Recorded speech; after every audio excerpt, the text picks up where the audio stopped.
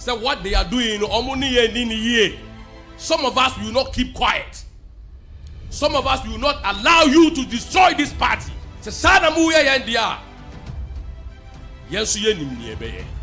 Pein. Betting tax that they said they have abolished. We never collected betting tax. We never implement the betting tax.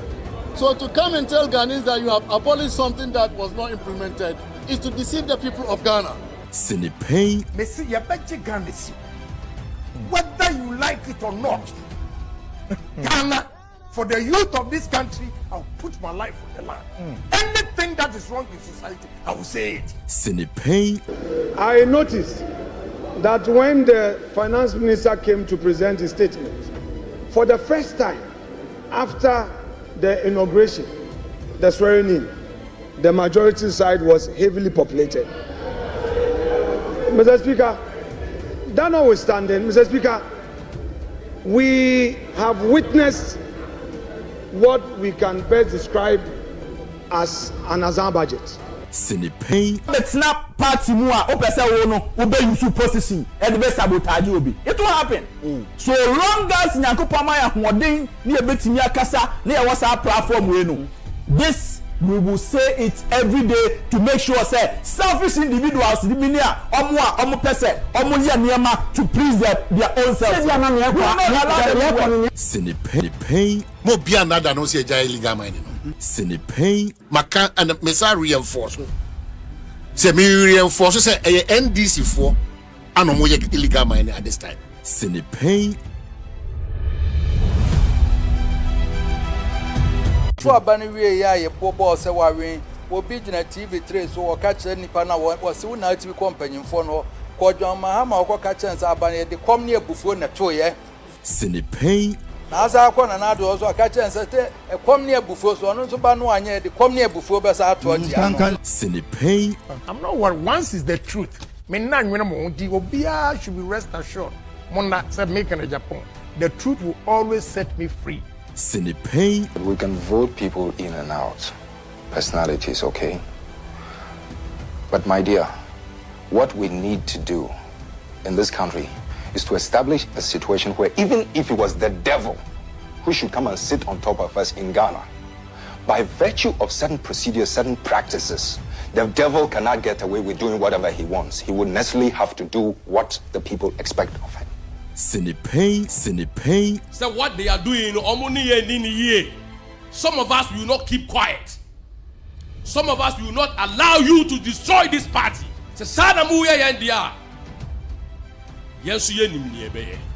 Pein. Betting tax that they said they have abolished. We never collected betting tax. We never implement the betting tax. So to come and tell Ghanaians that you have abolished something that was not implemented is to deceive the people of Ghana. Pein. Whether you like it or not, Ghana, for the youth of this country, I'll put my life on the line. Anything that is wrong in society, I will say it. Pein.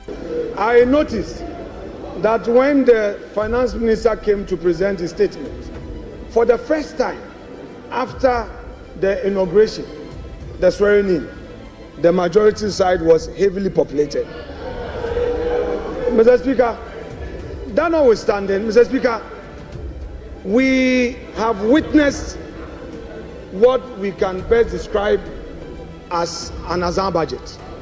Pein. It's not party mua opesa wono obe use position and be sabotage obi. It will happen.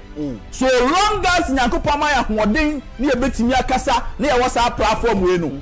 This we will say it every day to make sure say selfish individuals the minia omo pese omo ye niema. I want to assure you that all is not lost, but defeat teaches you a lesson so that you don't make same mistakes again. So let this defeat be a lesson to us so that when we correct our mistakes, we become a better party. And anybody who holds a position will also remember that when we were down in the woods, there were young men who sacrificed their life to will bring MPP to power again. Talking to friends, colleagues, just so soon we have learned our lesson. So TESCON, let you be the mouthpiece on campus. When the patron was speaking, he made mention of 100,000 students here. I charge you what was said in Matthew 28:19. And it says,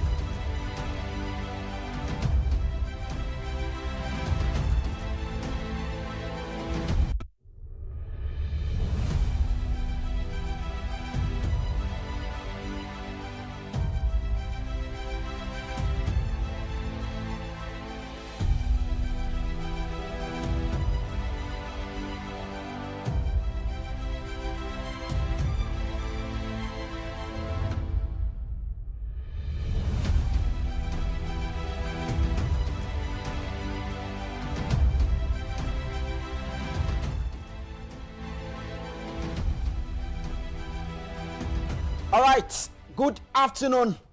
Yada se nyankopon adawroma techrema da bodwem boja edi afrisane ewo ye nyina yemu enne menim se otiase ewo ahodin mu na ahoye me nso so metiase ewo ahodin mu me ho eye ebra so se yede u show ba kope me show ba kope ye nyina ye show on TV eye Net2 TV on Facebook and on all the social platforms, you know, Okowa Net2 TV GH, Net2 TV GH.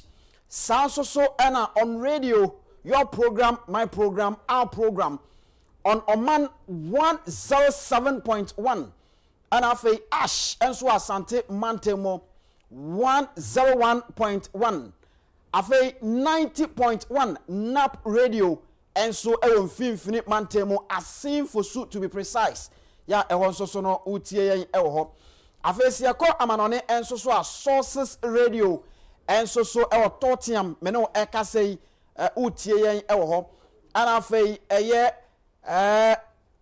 amansan radio and so to pitim ewo UK mamua baby a wo bia no nyame adom okan ho ya woni yen edi dwuma kama. Yada se wajebre na okan ho at the same time no yesan so ewo Jerry's TV and afei King's Jesse Radio onon so ewo USA manum eho ana wote enka ewo. It is your show, my show, it is your program, my program, our show, our program. Ya ebra so se de ebre wo sinopei no age so ye kano senia etie said your Jumedian pompon so etienne ye shasia ye di kan ekofa the mentality of a lion at the back menu mienu nyina no ye kokosua bibi ewom said ye beya abrabona ye bono ye betimi akọ yenim as usual ye de beba na fe ye sua bibi ewom afei ye besan so akọ na ye the editorial e de abrew and also so no me opinion on some issues and also so me de ebeba afei eno na chi no said ya etie no Albert Asumani ebe kame ho na ye de Ghana nkomo enso so e de abrew enti kwan bia so Albert beba na ye de abrew na ya to aso akwanim o akwanya se wonso bedwumadie so o akwanya se wonso so sini Pein bomodne se o de bekom ewo oko Net2 TV GH ewo Facebook ave Net2 TV GH ewo YouTube enso so a obetimi e de afaho edi aba yebeken kan ni nyina edi amakama ene sade adwumadie no etie no menim se kwan bia so brebe mu a yebebie phone lines no ama wonso so a wutie yen wo hwe yen no wonso watimi aba na wo de wo chefa aba beka dwumadie no ama dwumadie no etimi akọ nanim kai na hye ne nso se dwumadie nya wafa ho ka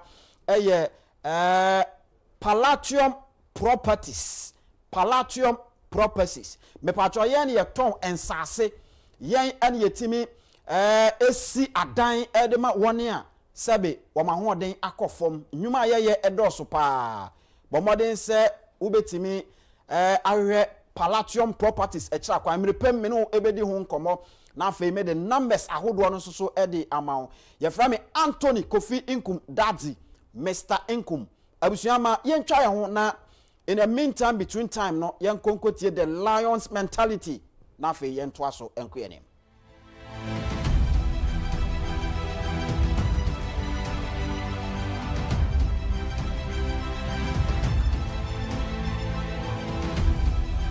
Competence.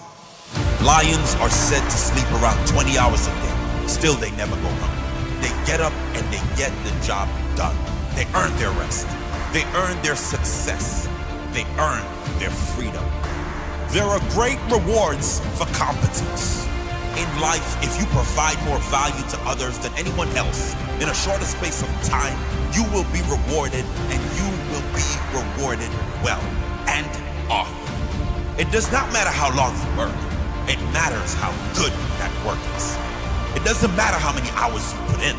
It only matters how much value you've created. Develop yourself into a competent machine.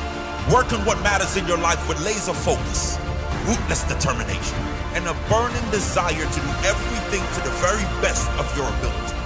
That builds pride and respect for yourself.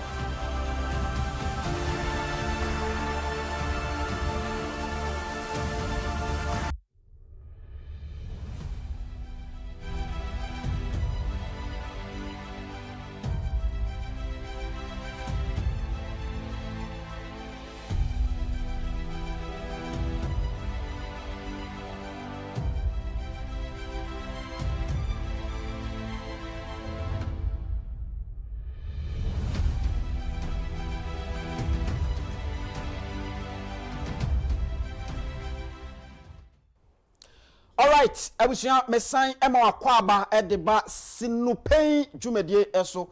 Ya frame Mr Inkum sania medical akachro no na ebraso se yede eye editorial yede ebrewo na editorial no sade ye na dani dan nyina ye no no ensem ahodo a ekoso ewo manim eniam ahodo a sebe esese ye nyina ye dwene ho asoman kwan esese efa so epia ye ma no kwa nanim no eno ho nkomo ana ya na yedi menim se ye nyina ye ko di ye nuanom muslimifo achi ama nyankopon adom akomkyene ya wo mo ekene ye no ye nyina ko ta wo machi ema eba awieye asomdwe mo ama menim se wani age menso so mani age pa esan se ye nuanom muslimifo de ye ne wono a ena enam ewo bibia mu na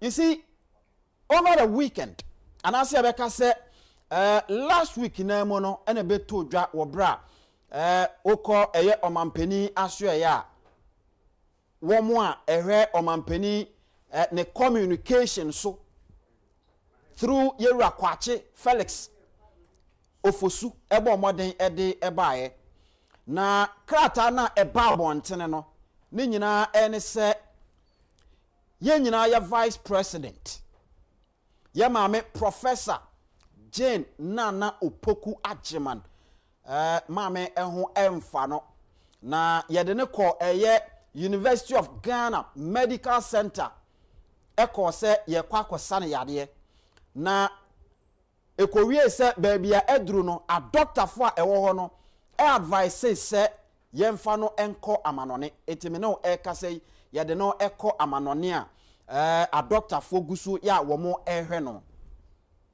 na ansana sa communicate no ebeba bontene no na kasa hodo a ya na ekoso no kure ni nyame anim nie na eha adwene ye nyina ye nim se emire bi a atwam na foreign affair anase ye ka foreign minister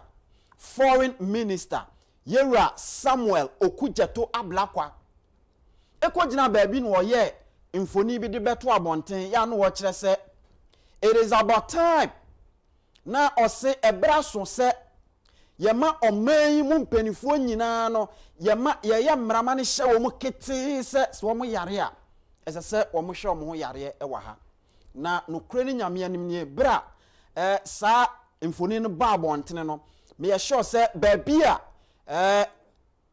baabi a foreign minister satami owo bia no ono ankasa nani awu e woni tirim na nani wu awu woni tirim ene se sabe meme nsusu se odwene ho ansa no wode sa akasa no ba abontene sa na meme hu no me sine Pein aka kire ne se wanwene ho ansa no wode sa kasa no e ba abontene wiase na ye wo no enu nti na ye nsatea ne nyina enyepe na ye nsatea ne nyina enyepe no e kire se enimdie no nso so no ye nyina ye enyepe ewom ebi edidie bi anim ebi edidie bi anim wo se ebi awo ye better ewo baabi but wo be kwa koduru baabi no wo be unse obi eye best enti eye saa na etie enkakra na until se ye nsa betimi aso ye ho so amana koba ne sesebe ye ne an ye gbo ye bra ye ne an ye bibia no ye ntimi nhihye saa mrafo no emfa nto ho na empire ye nyina ye bo ene se minim se Ghana fododo na ehwe samfoni na ebinum ebuafu ya chese nsam na nkofo eka no obi beka se enya ni sum kra na minim se ye ni aye maame ye professor vice president ye bompaye se babia owo bia no nyankopon enam a doctor for no so na onsa ye maame yare ema ye maame nya ahoden ye maame ebe firi abukire beba no na ahoden no kra no anka eye soronko ahoden a beba ba exhibit wo Ghana ha no kra no ye hunu bi da. That is what we are praying for. That is my prayer, and I know that is also your prayer, and it's supposed to be your prayer because she is our vice president, and indeed the first female vice president ever in the political history of Ghana. Enti yamfani ni agro eni kwanse yede no edi agro in as much as say we believe we different political party no, it does not mean say be yamon pai bone enfanta yama amenechi. In as much as say ebiana wo no you believe in the ideology of different political party no, it does not mean say as I say yede pai bone anadwen bone eta ye maame nachi ba bia ye maame ewo bia no ye bom paye se nyankopon ankasa ma na dishimoja no ono a ensa ne yare a doctor for de won be ye wo mafamu de nanso so ye bom paye se nyankopon ankasa sebe ne asai bia no wotimi eye ne yi no ye bom paye aka kire ne se omomoden ensa ye maame yare ye vice president on san yare emayen na Ghana mpanifo madam ekwan bia ye nam so a Professor Jane Nana Opoku-Agyeman, Ghana's vice president na wo betimi atono no mesusu se asoman esese mofasa akwan no so bibi bia mo betimi aya ebetimi ama ye maame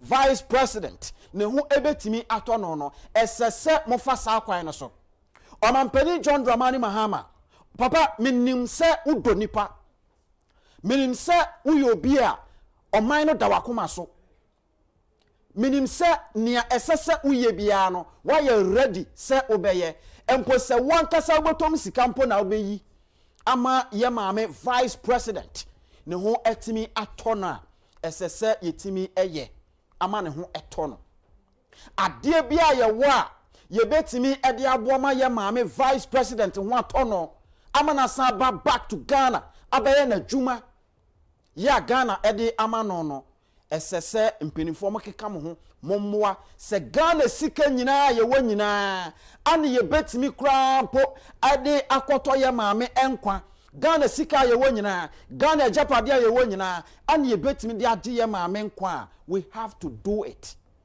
because emri bia etwem no Ghana mampani dada His Excellency Nana Addo Dankwa Akufo-Addo eka say enipa nkwa de it is so difficult to bring it back, but say yetimi emma nipa enkwa etenase a ade bia ye be hwiri bia no ye betimi abomode asan aye adwuma ye betimi asan aye ntotoye na yetimi anya ni nyina back It is my prayer.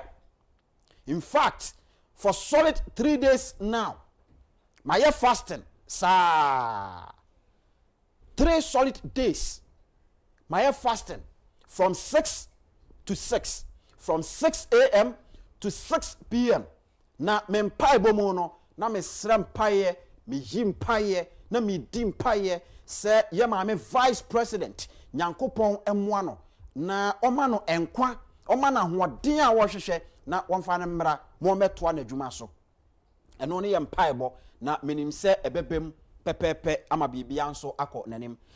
Abusua aha na me do ebesi enne esan se ensem agu apono so no edo so chen wotwe wonwi enne no ebeye brutal enne no show no ebeye brutal me say enne no show no ye mfen diagoro ye ne abre whoever wote wo ba bia wo de bia wa bo adwene po bi say you can do whatever that you want to do or you can do whatever that you've planned about Honorable Kennedy or in Agyapong and get away with it no oboa obebo nsema mayen.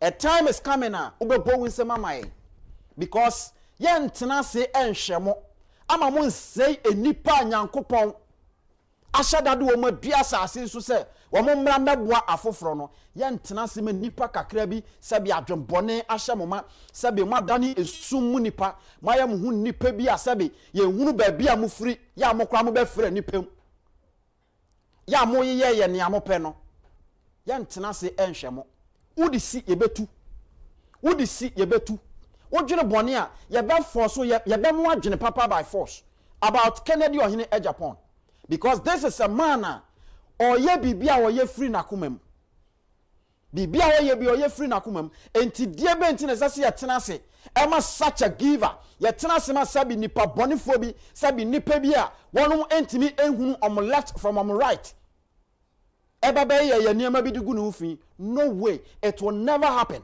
se bre bi atwam ena mo ye fam hu di ya this time no way it will never happen and that has been the main reason why some media houses some media organizations ya boka edu omo abase omo meye adwuma emwa Ghana development no sabi eniama bi ya no omo eye no odwene ho a wonti ase obisa se sabi sankofo we mu no talking about the media ethics no omo ti ase talking about the media practice no omo ti ase ana so se obi eye no omo so eye bie. That has been my questions. Sometimes questions are mibusa no.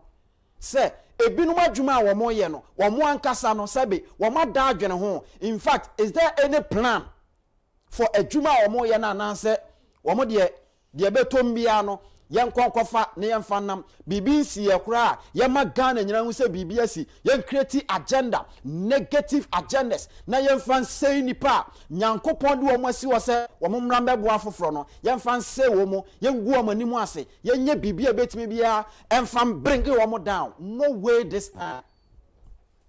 No way this time you can never do it and get away with it. Oh yeah, ye beye. Usia ye besi. Udisia ye betwa ye ne bra abere na ye yaba no untimi ntina ho na sabe umfa ye ndi agro and that has been the main, you see encha ye kra bra honorable efi US eba Ghana obedu ahomachi o papa ne bedu ahomachi na wo hwe Ghana forma sabe wo mo ebo modern ekokọ chia papa no ewo odo kwan so omo da odo surunku adi edi che ye papa Ken ohine Agyapong na sabe papa no nanuma to enti ohun nipa no and was said this is not the time as I say me here interview but because of odo madana di akire me nti no as I said me kasa e ma Ghana fo nyina etie papa yi abie na no ekasa ya oka na sam ne akofa de akwakoto benkum o de asam ne fa nifa ne akwakofa de akwakoto ba bia wo mo epe but you see this time ya me pesa mo ti ase ne se mo betimi ayamadwuma tantantan mo betimi ayamadwuma huhuhu but no kra ewo mu de no way. Yabema Ghana for ehunu no kra ewom. Yabema Ghana for ehunu nia eko. Mutwa nkontom pa yabeba betemoto. This time so your mampeniu. So you minister. Hey, so you hwan you media guru. Wana whoever you may be. Trust me. So we chantro we ye niama sebi nyansa enim edifa honorable Kennedy Ohene Agyapong ho a we will come here and do the do. We will come here and do what we are supposed to do. Yan tenasema mun din kwase asem sebe eni emie bi atwam o kan samfo edugu penin ho saa sebe time impo all different MPP political party na nkasa kra no na mugu na nimu ase oti ase na mu ye niam bi edi gu na nimu ase mu ye niam bi sane amope kasa bi ho no mu a you could see sebe mu ankasa niam mu ye mu kan nyina no mu nti ase you have no fact, you have no evidence, you have no clue, but na mo force mo ho na mo ka this time sane amano ye nsoso so ya frame Mr. Inkum ebra so se metwa me ho na afei Ghana nkomo me de ebre we san se Albert Asumani atenase na ye di enkomo ahodo a ewo oman yi mu na afei bibia eye kama na talking about Palatium properties me pacho yan ye adwumaku a ye ton nsase na ye won nsase ewo dodua ye won nsase ewo Ghana ha bebrebe na ye nsase nsoso de bankubo fofofo ya oba ubetimi atobie na ye nsase nsoso no no litigation entu meto asase ema sebe obi metata o nto asase nkoda nso da ye bone ne mo o to asase a asomdwe ena ewo ho na ye ka Palatium properties a ye won niam ahodo bebrebe a ya yetimi eye ye mfa ne se bia wo si wo dan wo si wo fie na eduru baabi na wa hoden akofom a me pa cho se oba behunu Palatium properties a ye no enam se ye boye ho modern ti ye ne aye betimi agina wachi na sebe odan no ana ufie no baabi a wasi aduru bia no ye si ede amaw na ye sima wie a na afa wu tua no nkakra eye Palatium properties pe ana ye betimi aye we ede amawo na me pa cho say ye installation of CCTV cameras a eno nso ye beye ede amaw afa bia na wo asase ne dada na mom ekwan a obefa so a ubetimi aye asase no waye ho adwuma ema na gina banane ansa watimi de aye project no me pa cho ni nyina no eye Palatium properties ana ye betimi aye ho adwuma ede amawo bo modern se ubetimi afre ya homan so na woni en edi enkomo me pa cho ubetimi ne yakasa ewo 0551 499 919 0551 499 919 and after 0243 354 100 Palatium properties yen ana wode wo ho eboyen a yete se kwakuo wode wo ho boyen a kotokro enka soroda bomoden na bra na afa ye ne wonya adwuma ye beboa wo ama bibia akoye ede ama wo abusua we ni adwumaku a aso asene ama ye de bibia ebre wo na mame na me ho na afa me nsan emra se me ba Ghana nkomo with Albert Asumani up next.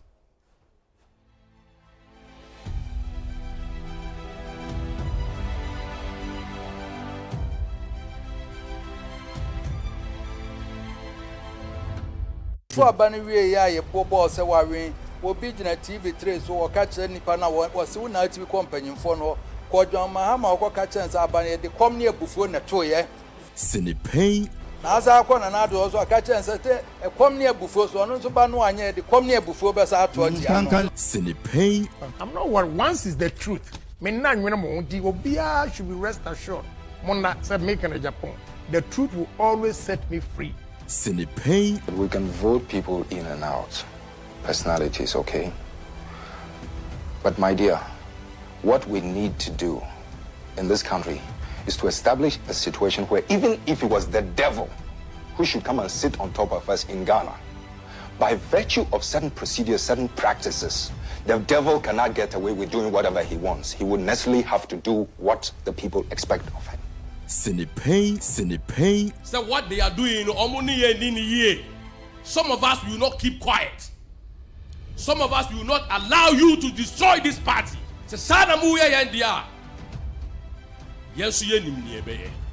Pein.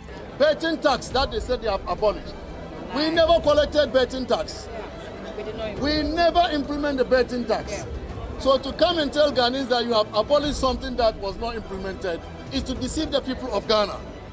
Pein. Whether you like it or not, Ghana, for the youth of this country, I'll put my life on the line. Anything that is wrong in society, I will say it. Pein. We need to work very hard. And what I always say is that if MPP will come to power, without unity, even if you bring Jesus Christ to lead MPP, we'll lose. So our cardinal focus should be unity.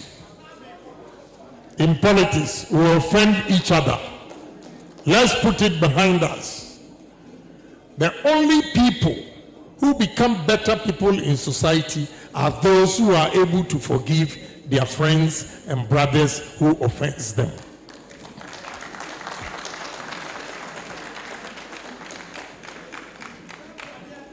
Anybody that feels I've offended him, I apologize.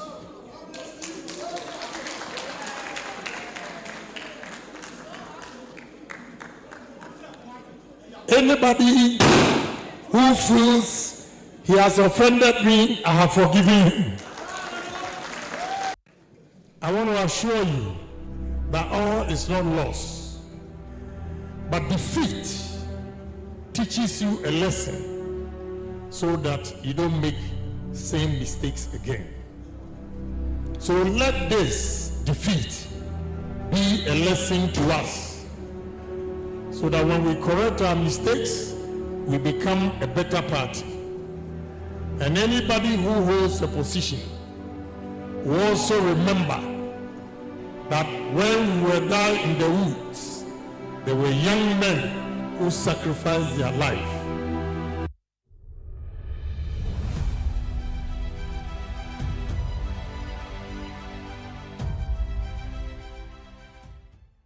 All right, abusuya yasan emu akwaba edeba sinupɛn dwumadie eso na dwumadie sade ete no ye ne yeka sinupɛn a na onsoso age so ye ka no senia ete na ye nyina ye nim se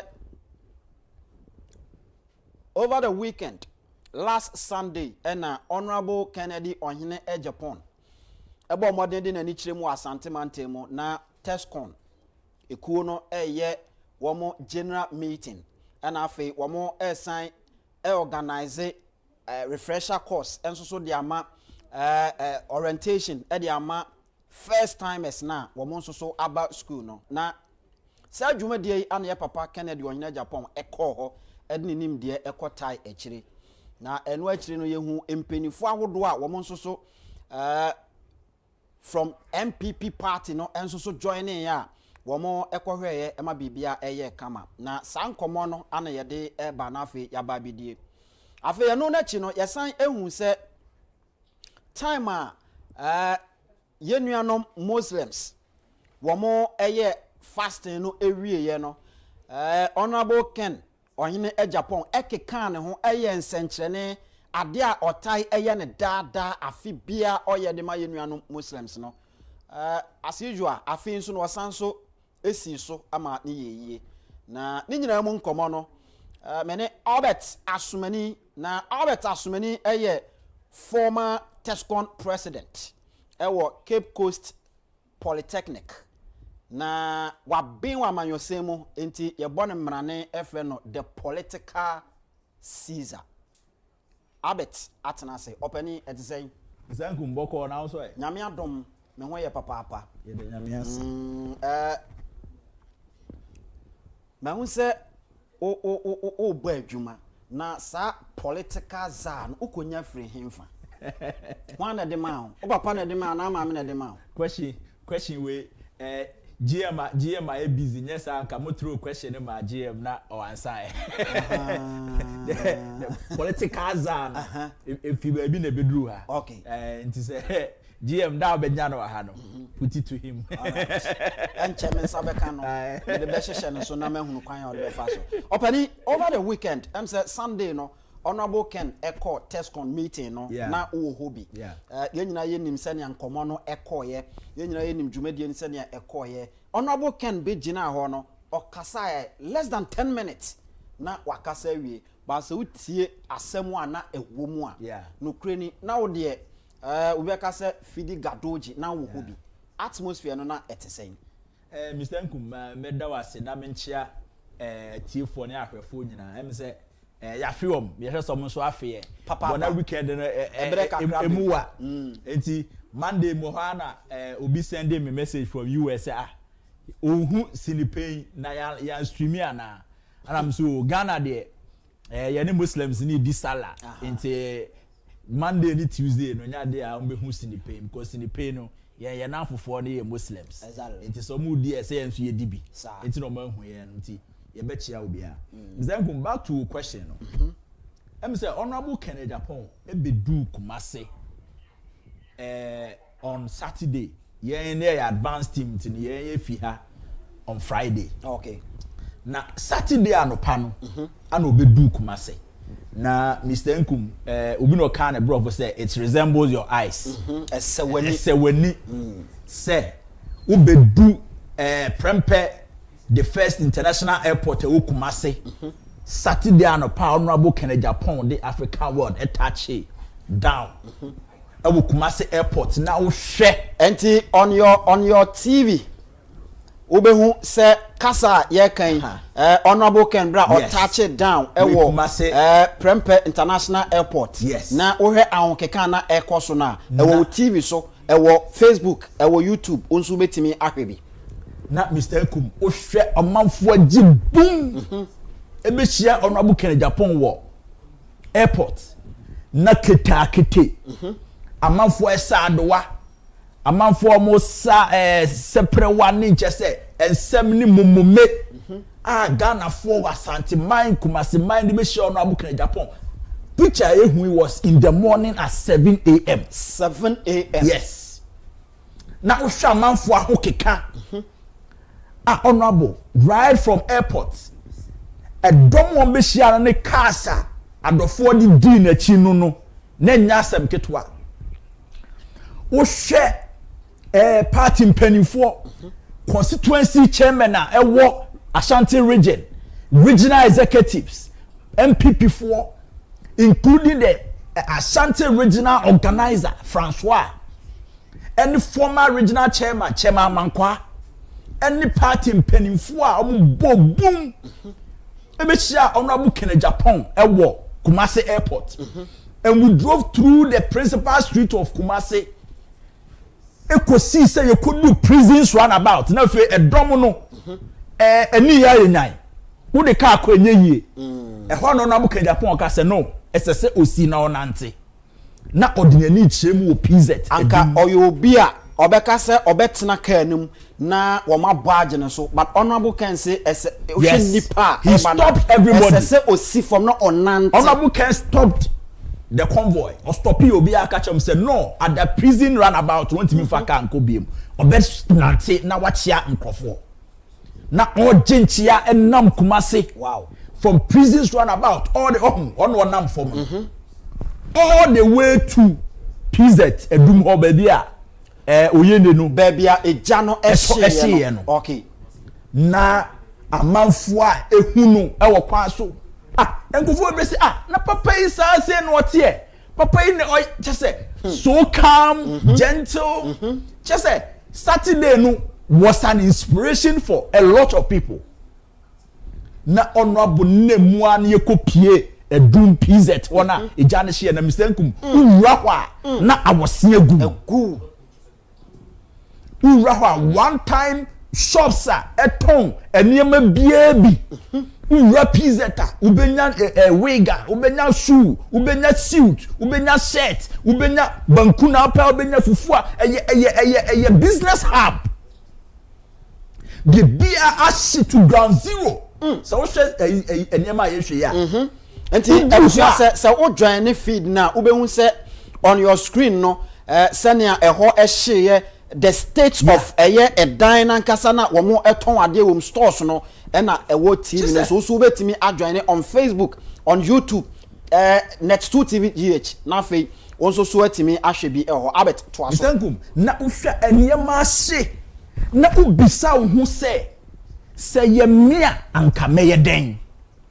Se udu ushu unai she omo mton ade ushu na obisa say me na mada sorry anopa me ko bie me shop a me dwetire nyina hyem na medu ho na gya demu a anka meye den.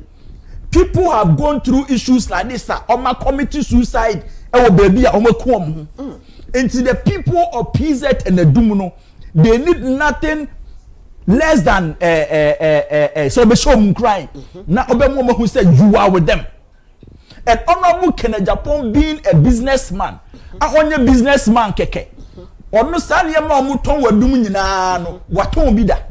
Was started from zero. Or ye hawker ababeye now business mogul. Obi ani hu a wa ye hawking na only over experiencer. Oche Honorable Agyapong in the traffic on the street, he has sold things before. Ne maame Agyapong store da. Enti eba omom ton niema wo dwom sen a he can resonate with them. Na ohwe said ye amanfo ne omahye. Na honorable ennamu from beginning to the end. Na ohwe awosia guno na support hini no. Na onnamu na ohwe na o encouraging crofo say chia de achia na emuye.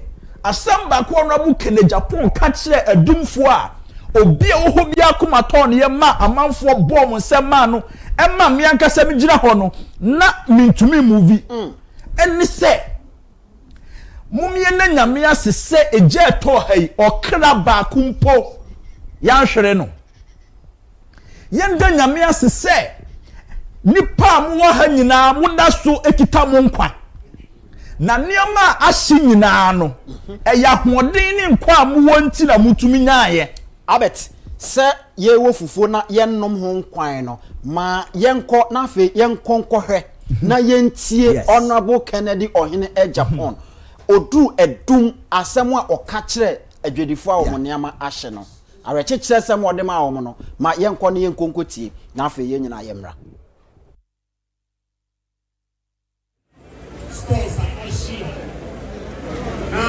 Sikawaya Trisa, Minyaman, Gitri, Ashi, and the Wusam Cassin. Thinking about the player, as I sent to me at all. It is a woman, and I also for the other one. It may buy a Rinuya, a baby, and a water apple. Young Shapola. Ebetimi afaso ama adofonom enuanom a wo ma hwene wo ma de no etimenya ayreshem amansa ni bi kra opposalism enti bi kra 200 students ama no employee wo fa no adum ebi abedo so acha ha enti ba bi a esumo bia no wo betimi di abobo ama ehare so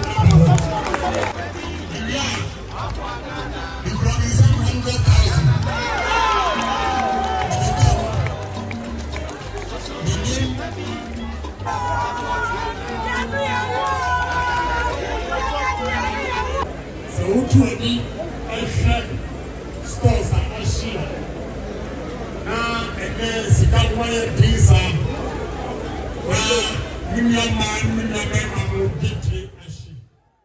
All right, so no Honorable Kennedy Ohene Agyapong.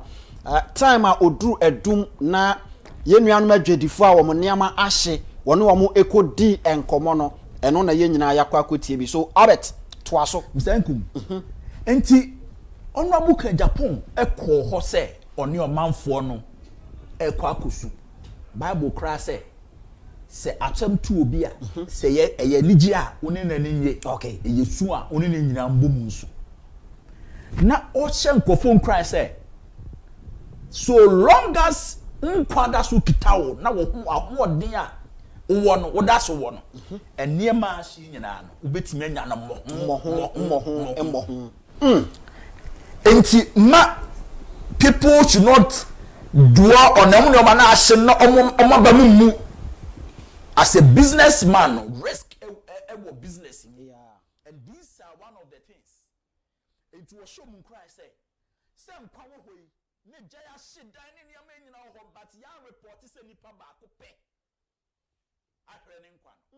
it is the good news say obi ade to ne hunfo na ode hye ne hun cry eno cry nkwa hyesem kese na honorable eno mo kasa wie ya o show mun cry sa na ono ankasa kai say once na ne hwe kra no opposite sem to call no odi kan e donate 200 street lights, modern street lights. Modern street lights. 200. So street lights now. Yen fast switch neso. Yen fast switch ne dum no. Street light ne si hwa. Ade sa na no ankasa so. Ade tia na no ankasa dum. Na 200 no e cost over 850,000 Ghana cedis. 850,000 Ghana cedis. Na just say kanisika no 800 million. 850 million. 850 million. And one no. 850 million. And ye kan ho asem no. Enyi sika ketwa. Ono abuwie no. Na o ka kire o me say 200 no de aba no. E be do so abroso. Ewo PZ ho na ho ahye no to mo PZ ho nyina wie no mo so nkane ato so because e do say mre so afi na boneyefuo bi so e be take opportunity no e dia be wie ane ma betutwa ne ma ho ana say time eja no gu so hye no kra na mo achiche konfo ewo ho konfo nam suma ase bi bone se de suma ba ho no o mo light up the place wow no mo wie ade be ka no adum ne important ho na asum wo nyina nso no o mo de nkae na bobo ho. Wow. So you can just picture in your mind, say, 200 street lights. Space a bit near cover. You got 200 street lights in 170 and then there's some potent beer sumo hobiano. If you saw Namka Agyapong fee on a high akodaho. Now, Wamana is Wakeke or sign at Kitan and some 100,000, 100,000 Ghana cedis. Wow. At the peso. Say. There or they air street lights no they are not mpanimfo no enti ehwa no or the share MP owo ho em say ho e kro from no adum ho hefa I think they should correct me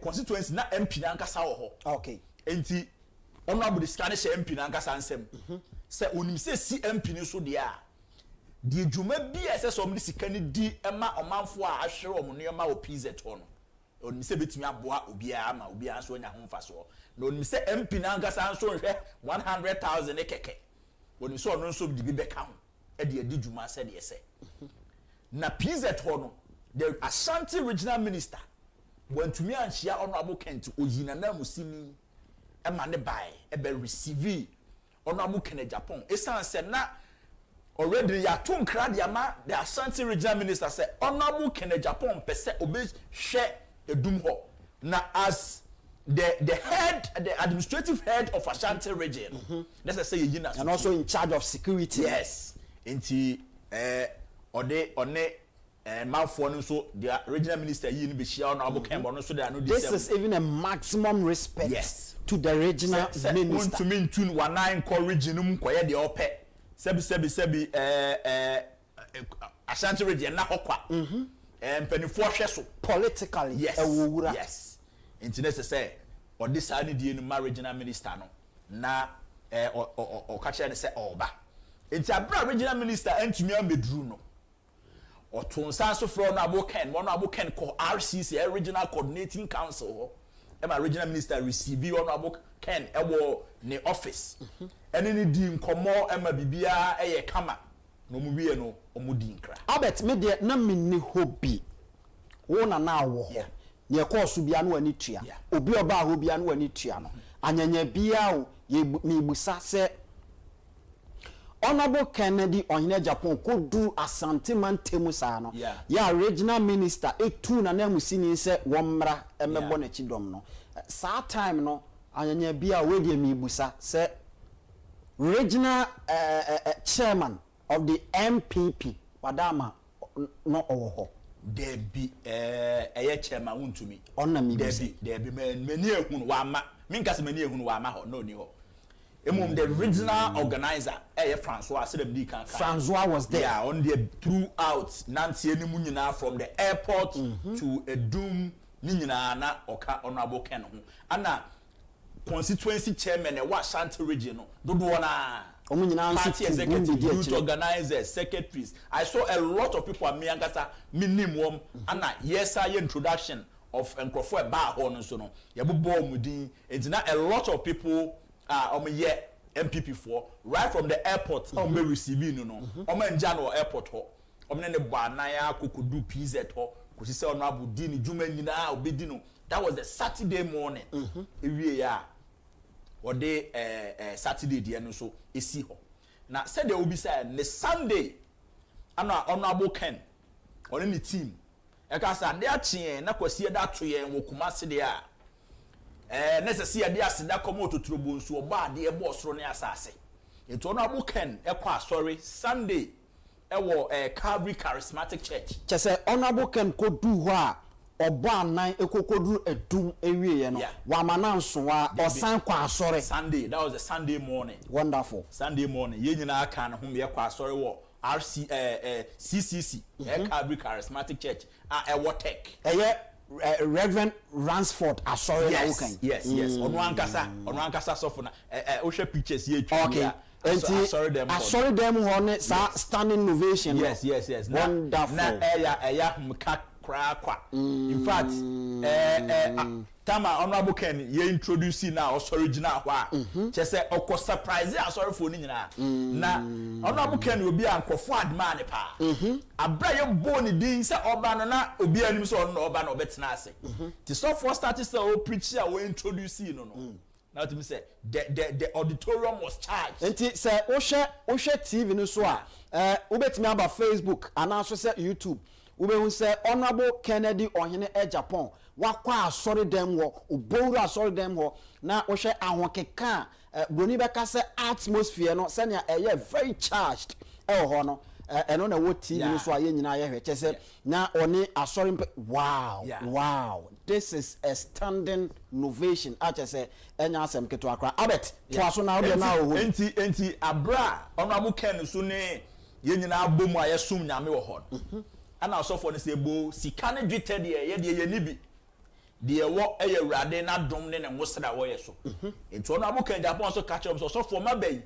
de mi hia firi mu nkyan aye mpaibo ene empire de omusa ne bi gugu so wo hwa asori mpanifo ho ne asofo nyina betwa ne ho hia wow ebo mpaye esere akwa ho san ani nyansa ne nimdie ne ahoden ne kwatente ma ne se sanse ne nyina afia urade nkyɛn yes ni jumadi a odi nyina no ma oba de anyini mu abribia o ma na bofo nka na ho mbo no ho ban ne kɔ ne bam na ne bibi obenya nso no enye nhyira na ontumi nyankwa and touch the lives of people. Wow. So ebusuya enra time Sunday enkomo ne yedie started from Friday. Albert edi kan Friday until Friday before say Honorable can be touch it down Saturday anopa no Albert was there until the course bia na nanitua na ono an watena se a woni yen edi enkomo na wososo betimi edo messages ede afa Facebook obetimi asan de afa YouTube enso and afa obetimi nso asan ede afa ye WhatsApp numbers no eso 0240 550899 0240 550899 obetimi do messages enso so ede afa ho na afa ebere so a yagebere yakan eno nso so ede amaw na yatoa so akọ yenim na Albert now honorable attach base honorable etimi akọ edum ene yenuanomfo akọ wakọhye omu nkura ne honorable efriwo asan akọ asore ne kwasiada opon asore no ede bembem ntina je say ye pon asore na akọ coincide with the starting of TESCON for program wa asore ye call no around 9:30 ye ka TESCON ye hwan me maame onim TESCON a tertiary education confederacy of MPP. Oh, okay. It's not just say tertiary education and I say suapon no e Ghana ha nyina to aso school ni nyina no suapon bia wo mu no MPP a school for no atikuo na just say MPP amanyoku ne fan e wo universities and I say tertiary institutions. Okay. Oko nursing training e bi wo ho oko teacher training e bi wo ho oko polytechnics and your friend technical university bi wo ho university bi wo ho ana ada tertiary training. Yes, omunyina obia or TESCON. Okay. Into the KNUST branch of TESCON. Okay. Ho asem ana yeke. Ntu omu na omuye omudi djuma. Omu to ensafre Honorable Agyapong say omeye keynote speaker. Okay. The program na na general meeting ana orientation of freshers. Mu say brofo. Yes. Fabricatory. Orientation ni kire say ye bie djumadi a yedi no na niso a kire mo amaba foforo na munnim said the TESCON era ne TESCON ye na djuma no wa amaba join no ye de mu fam na mahu say wo MPP ni na oba school o KNUST a eku a ye woni ye djumadi a ye didi aboa party ni wo ye TESCON ni a wasedi ni de esesa wo de wa homodin no nim de ye eboa ma MPP party no e page fa ne ntuma pefra eno na no omo ye de ama freshers no. It was a very strategic and very important program because members want to join TESCON. Na se omo bafoforo saa no. Na se freshers no want to me strategic and register and inculcate into the TESCON tradition and I said the MPP traditional campus no. Na se uja omo be se 1 semester 2 semesters no munya call manim kakra pa obo mo chem so anyi na se omahwe ono be decide we be person okọ yeah but u receive no ofel so na u kire ne se wa ba abusua wa ha abusua na unim wo fie na MPP party no enu abi na wo campus no na ye de ye din no ye frɛ no ye twa ne tia frɛ no TESCON enti enkomo a Albert Eken time a Honorable Kennedy Ohene Agyapong touchy base ewo KNUST ho na owure mu no wo hwa obehu eye konti power se wo maka bomu a wo mu nyina schoolfo ni nyina ababehia Honorable Ken na wo mo ohya no in yede no ewure mu ama yakoma no baabia ama na tena na ohwe kontifo no senia wo mo ekeka wo mo ho senia kontifo no ewo so ho ene senia niama ekono a na Albert we de na chese otimu se no kure ni nyame anim ni atmosphere no be me say abra Honorable Ken ebedru ye even outside ho se obenya kwampa wura the law faculty auditorium ho no I was outside and I try say be receiving the inside na necessary security for obi o so obi ato ne boase na ye ma boys na ye charge de no omo chijama kakra especially konti oh man in fact send omo share omo jama ase na omo bonya menjom no me say ujira ho na wosia gu chese me je ona me tumani hwe soro yes na me hwe mebunu very dedicated youth I just say ade na omo ye no utimu say right deep down their spirit no they are involved in everything na omo ye yes ujina ho a eya wechechire eya nigie like emma wankasa no you see say is this the MPP that has gone to the opposition is this how opposition party organize this program serious the auditorium was electrified just say who said the way mabunu eboji Honorable Ken so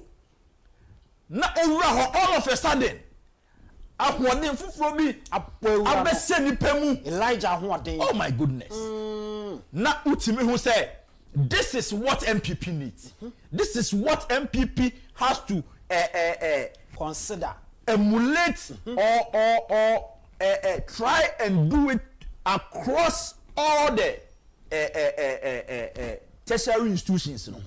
We need a replica of what happened last Sunday at Kencity University in every tertiary institution. And Albert, we no cry not just say niema dwumadie we no ye me nwanwa and say time honorable kasa nso ka asem bi say koima wadawro mo say mo betimi aboa yen na honorable kasa na okaye no say ye nyina ya hwebi na ye tie bi na fe yasan aba back to studio ne abedi hu nkomo a mezuzu say madawo manka ebeboa yen pa nti madawo ma mo ye mo hwe na mo fama yen. I want to assure you that all is not lost, but defeat teaches you a lesson so that you don't make same mistakes again. So let this defeat be a lesson to us so that when we correct our mistakes, we become a better party. And anybody who holds a position will also remember that when we were down in the woods, there were young men who sacrificed their life to bring MPP to power again. Talking to friends, colleagues, just so soon we have learned our lesson. So we need to work very hard. And what I always say is that if MPP will come to power, without unity, even if you bring Jesus Christ to lead MPP, we'll lose. So our cardinal focus should be unity. In politics, we offend each other. Let's put it behind us.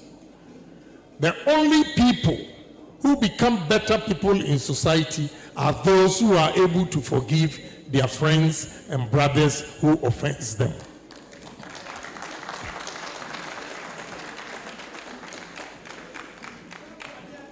Anybody that feels I've offended him, I apologize.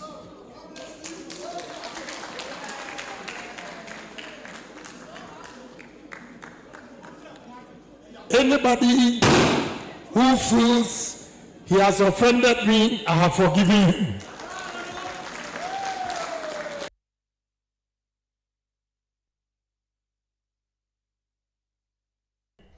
Eno eye honorable Kennedy Ohene Agyapong time or TESCON or general meeting na wakasa actually adisuafo no asemba kwa okanya nukreni meti TV achi na support ehineme esan se ono ankasa na okasa no na support ehine no asemo okaya ne se obia ofo se MPP as a party no wamo ebetimi ababewi ni power in 2020 just like that ana on a silver platter no se nipa no enunu ne ho sere na ade ba ko ebeboa ne se party no ese so ka ne ho bom esan se party na ntimi anka ne ho ambom na okofa Jesus Christ kra as flag bearer no kreni enya ade a party ne betimi awi ni amana yeye enti owie ne saa no ene wo se eduru ba bia esese yakọ opposition no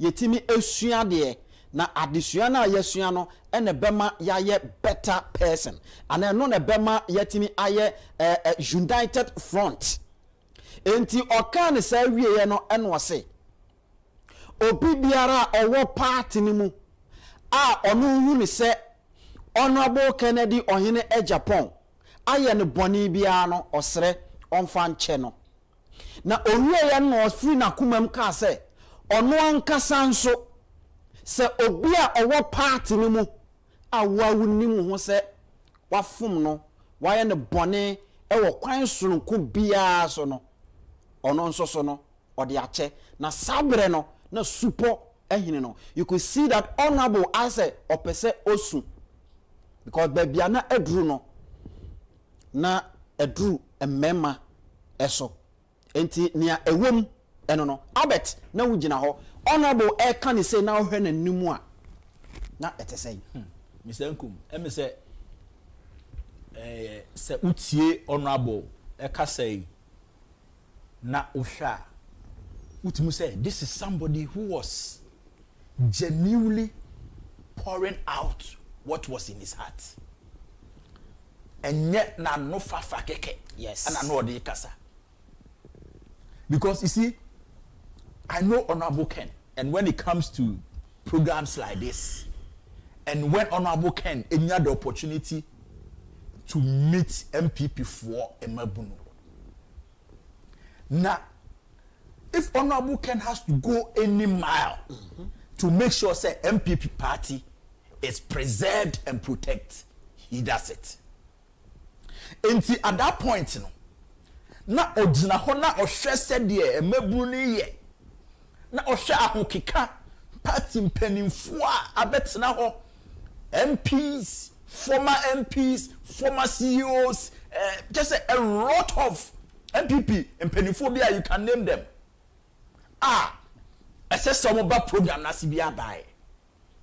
Na honorable catching for say obia meme Kennedy Agyapong maye ne bonen enne me gina kan wesi asase we so e ka say onfa me bonen ncheme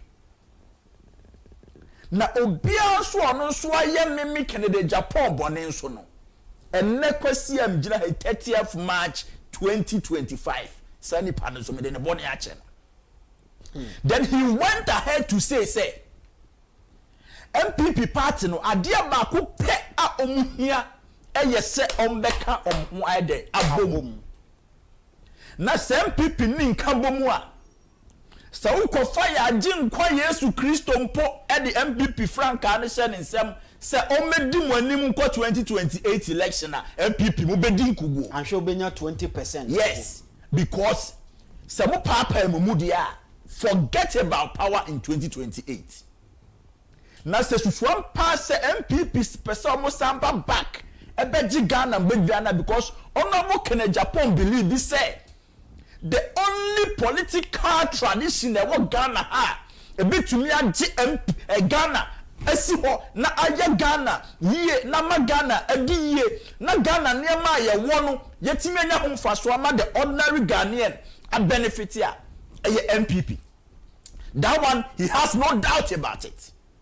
Said no political party can better serve this country than MPP. But MPP subenya sa opportunity na be serving a man for I just say MPP party no so come hubom. So that was the spirit of unity and the message of unity Honorable Kencity Agyapong sent out there on Sunday at KNUST. And to so MPP ni wo bebia na se sa dan one tia. Me say kabiem say Honorable Kencity Agyapong si MPP die mu hia ye nkabom. Mu hia unity. And with the united front, you know, you will move mountains. Albert, time our car say or no as a person. Obia our party no bia ya no boni bia no what the channel. Ukraine nyam me TV achi na super ehineme. Na ehineme because you see yen nyina yen nim the legacy of MPP as a party ewo. Yeah. Even in 2000 Krampona omampeni dada John Ejekun Kufuor. Yeah. Eba be your mampeni at that time MPP as a party na oni bibia wa ben mu a obeka se saade we na maye nti hwe so to aba mame. Eno kra no otimi ba be di nkunim. Na enna we are talking about free SHS. And now we are talking about Agenda 111. And now we are talking about one district, one factory. And now we are talking about infrastructure. Nana Addo Dankwa Akufo-Addo abombodin etimi abebuilding. Nana Addo Dankwa Akufo-Addo beye o mampeni abet. There is no constituency in Ghana. Obetimi aka se ono ne de Nana Addo Dankwa Akufo-Addo anye bibia o sa constituency ni mo. Yeah. Nana Akufo-Addo eye bibia o constituency biemo. And so therefore it tells you say nanka kwenja ne wo hode ma MPP amanyoko say anko mutimi edin kunim. But it drew baby a look. Wo wo wadwene pom. Ubetimi asusu say osimesi ana obenten ene sese ye de no eko.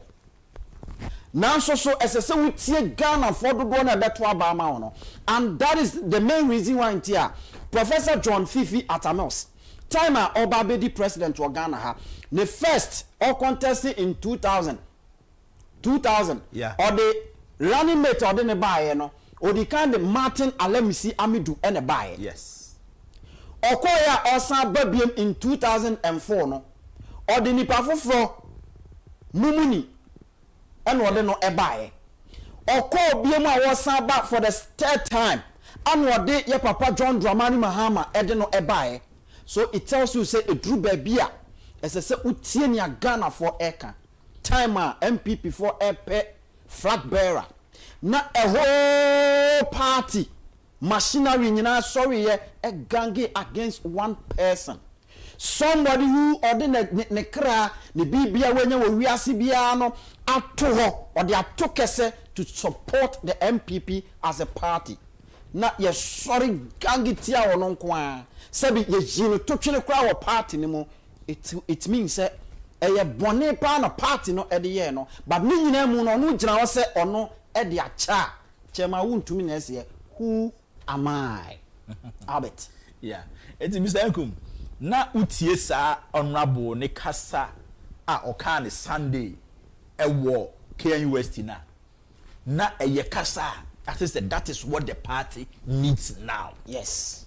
Now, ye ka say se bibi wo wiase MPP hwehwe ena. That is the solution Honorable Agyapong gave them on Sunday. SSA party no can boom. This is not the time to divide the party on any grounds. Because he mentioned say omo ye no can no vote. No Baumia no vote no. It is not going to help the party. Honorable Agyapong be na no muka kire say this is the time a yen kai humbom na strategy be a betimi amape to wrestle power from NDC come 2028 no we have to do it. And nunti na TESCON for omo eyo program no obi anke be ka say wa bre at this time anke say so rest more no osan de no ho ahyem say osan be boa TESCON for no ama sebi wa boa man Kenya no aye kese me say man le kura na kan other TESCON program wan ko no that is what he does for the party. Honorable campaign the only MP about one bra so ankofo ye campaign no na waja ne constituency ato na odini yonkofo MP sechi e ko constituencies e kwa akoye campaign amom edru election year MP bia person puli Honorable Agyapong about the constituency. Yes. Meanwhile on so call election ni bi. But this man will drive day and night to make sure say babia obeti say ahanyama MPP no quickly he will be there. If it's a party for Lankasa or issue so quickly he will be there to solve it. And this is the manner on fa MPP ejuma in the agrona on fa the agroda party no enda na koma so. That is when they do baby now for a break say Honorable can be independent because no you don't know what you are talking about. The party is ours and we have to stay in and make sure say we make things right and come back with a full force to come and wrestle power from the NDC. That is the man Kencity Agyapong. Untimi fa party adwuma and second Agyapong stand on to tonasi. Whatever he has to sacrifice to make sure the supreme interest of the new patriotic party is upheld, no, Honorable Agyapong will do it. It doesn't matter what is involved. He will do it. Me, ebia senkanya Honorable Agyapong ebia akane na me MPP ni. Because tama ye wo school no. Ka we chandam ni. Tama ye wo school no. Onu na ye hwe no esua no.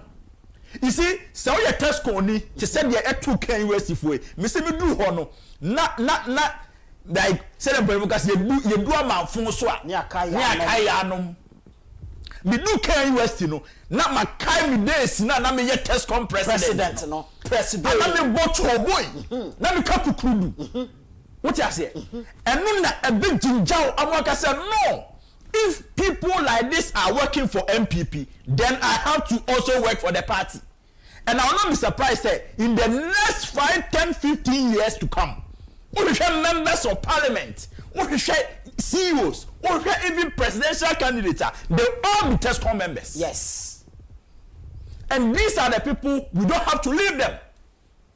Yet about 2024 MPP the abysmal performance in the various tertiary campuses. Yes, say resource TESCON for na say bomb machidom now show me cry saying they will go extra now to go and work for the party.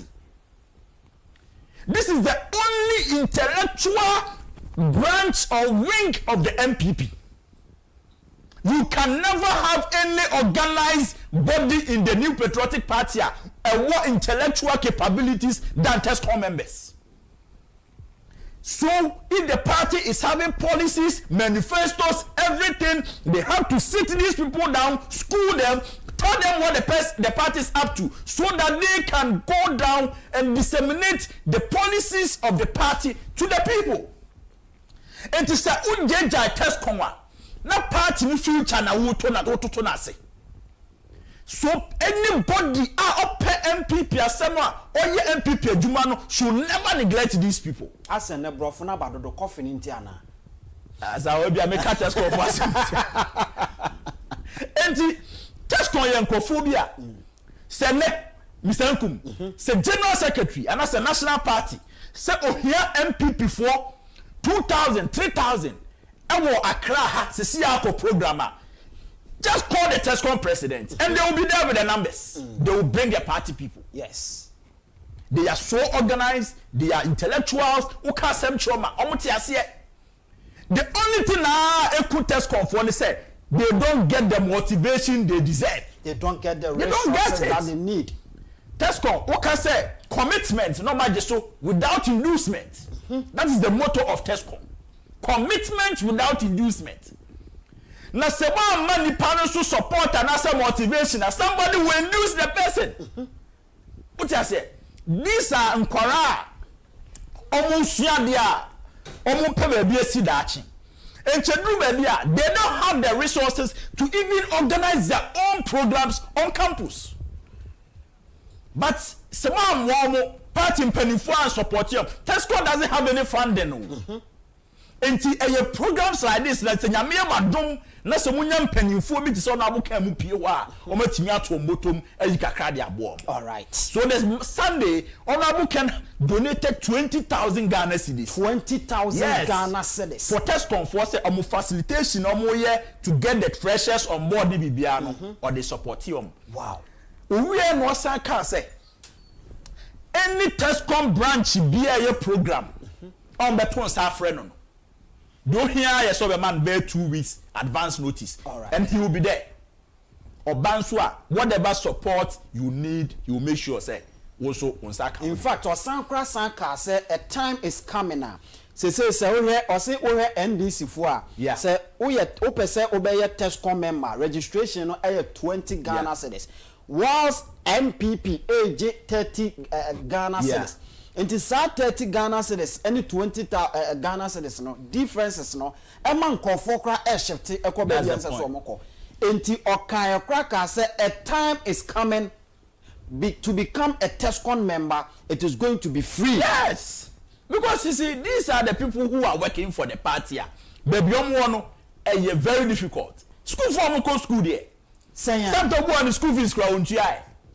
Now Sanka Chen say on first cameras so about be TESCON member na wo bu na sa bra ni su sa sem we no me for say MPP for a funny serious as a party because Albert say I me no you see the MPP has certain legacies SSA omutimi back to power and protect them because me no ekasa say just weekend we last weekend na obi frame on me kasa say ne ma eyemienu na ohe eka womo edi free school ho eba omo se enkwala mienu no ansa no metimi akwa akotro omo final your friend say wasi no esese enkwala no etimi registration sika ene ade ye yi no nkwala mienu no nkwa no abet okeka ko 2,400 Ghana cedis. So you can imagine 2,400 Ghana cedis. Enti when esese party na bre na otimi back to power to protect it.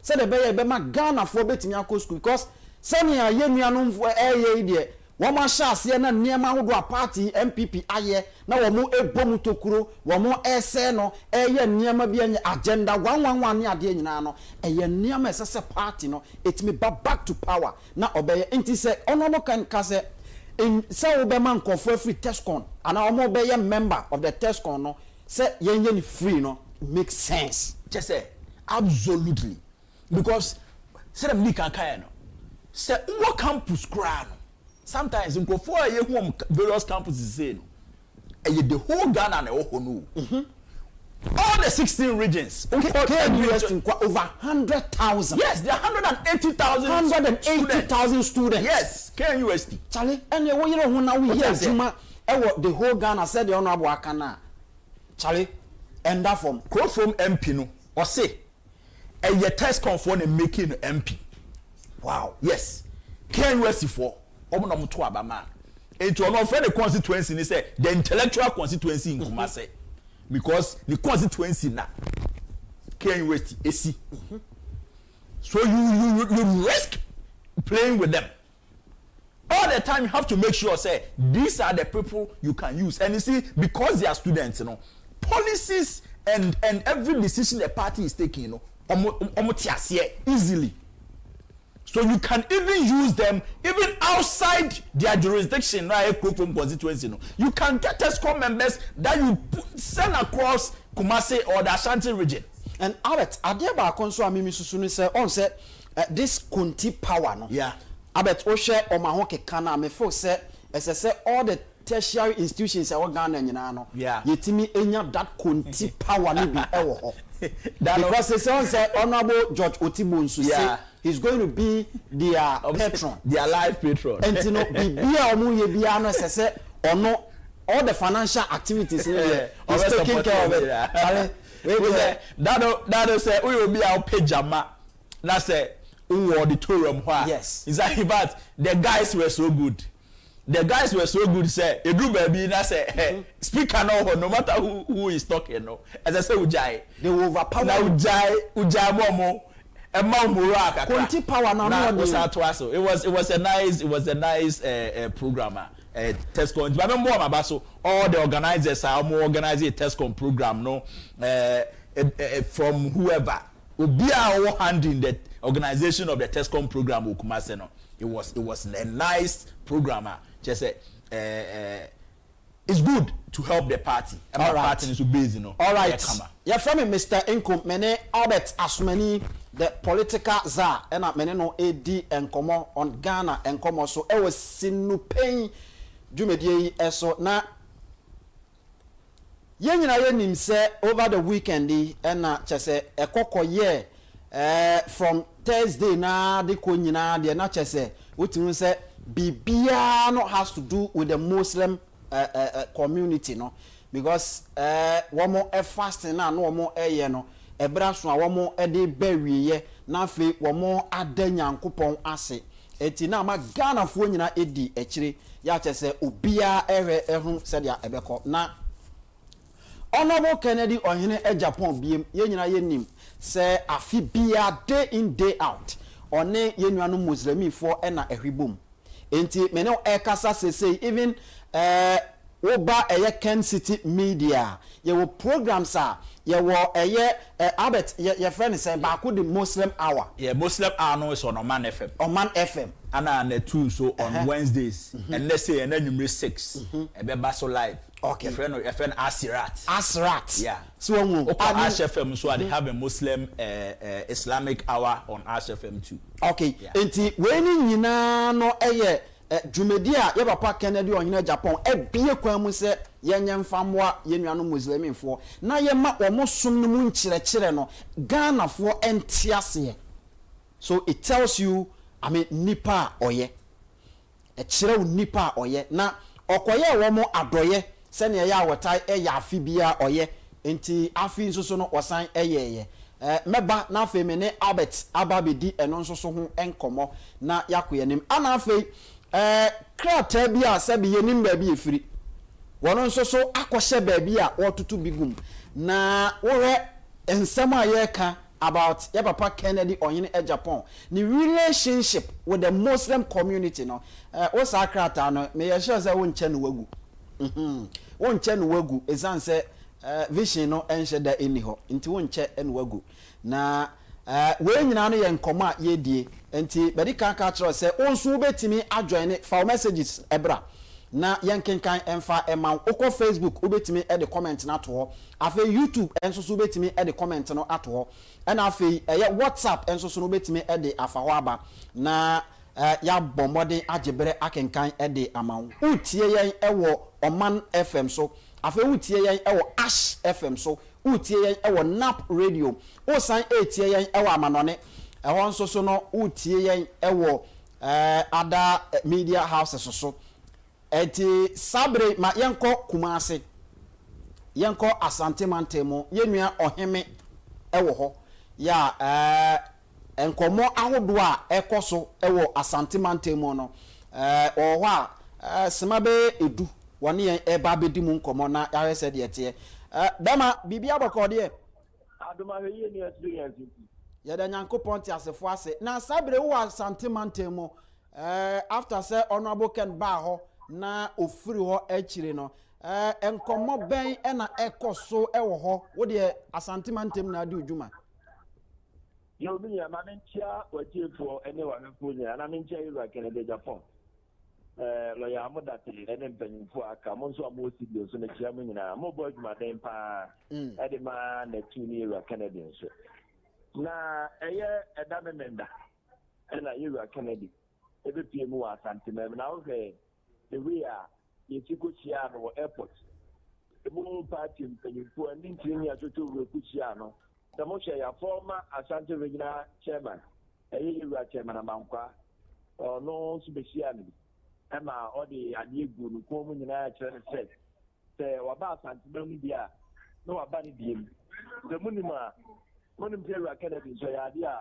ni chipa efi Asante Mampo enji onye etiti nigura na eyetukotina ntino enenne akwakoti afindom na Asante Mem de abra Ira na Asante hene a odikan eye osetutu the first okonya afomade ana asa de Ira obi konfo no asem obi konfo ka che ne se monfa ahonwo entiti mikro e ma monya ahonwo kai ampani ampa ba Asante Mem yedidi ahonwo so yedidi ahonwo ba ama ahonwo agidi omuso nenne yenya emfaso ti e de ati ahonwo so ni titire Ira Kennedy Agyapong maybe a chemta asemti Asante Mem a yese cancer machine asay accelerator machine asay yenye obi a tabi amana meboa Ira Kennedy Agyapong etime tia $145,000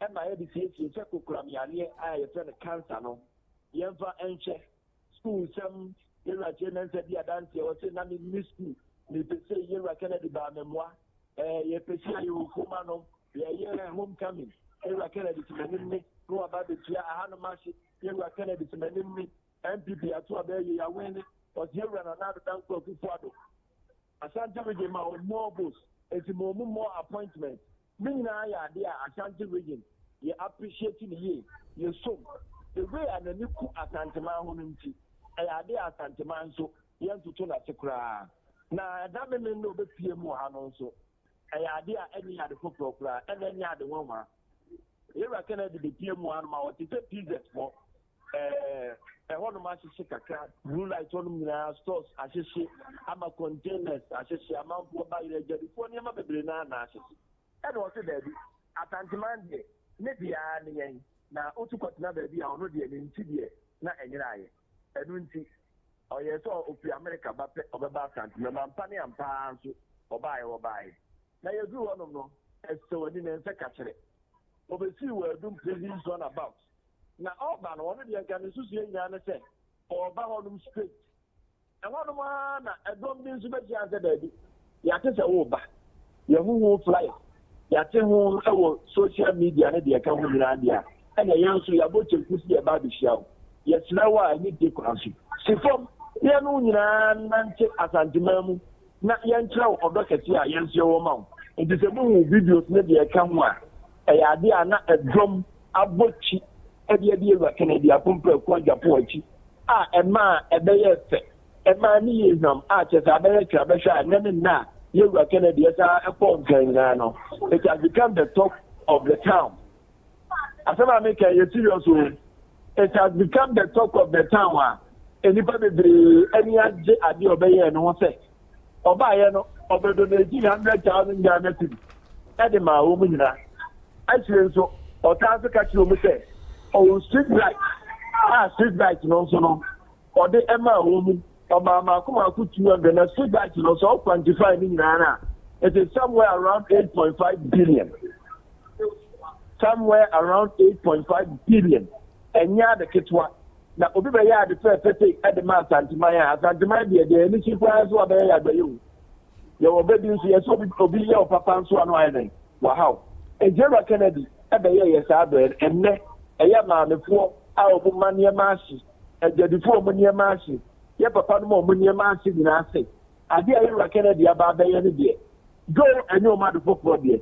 Now, so, Babyano, or Chelena, or Wama Santimaya.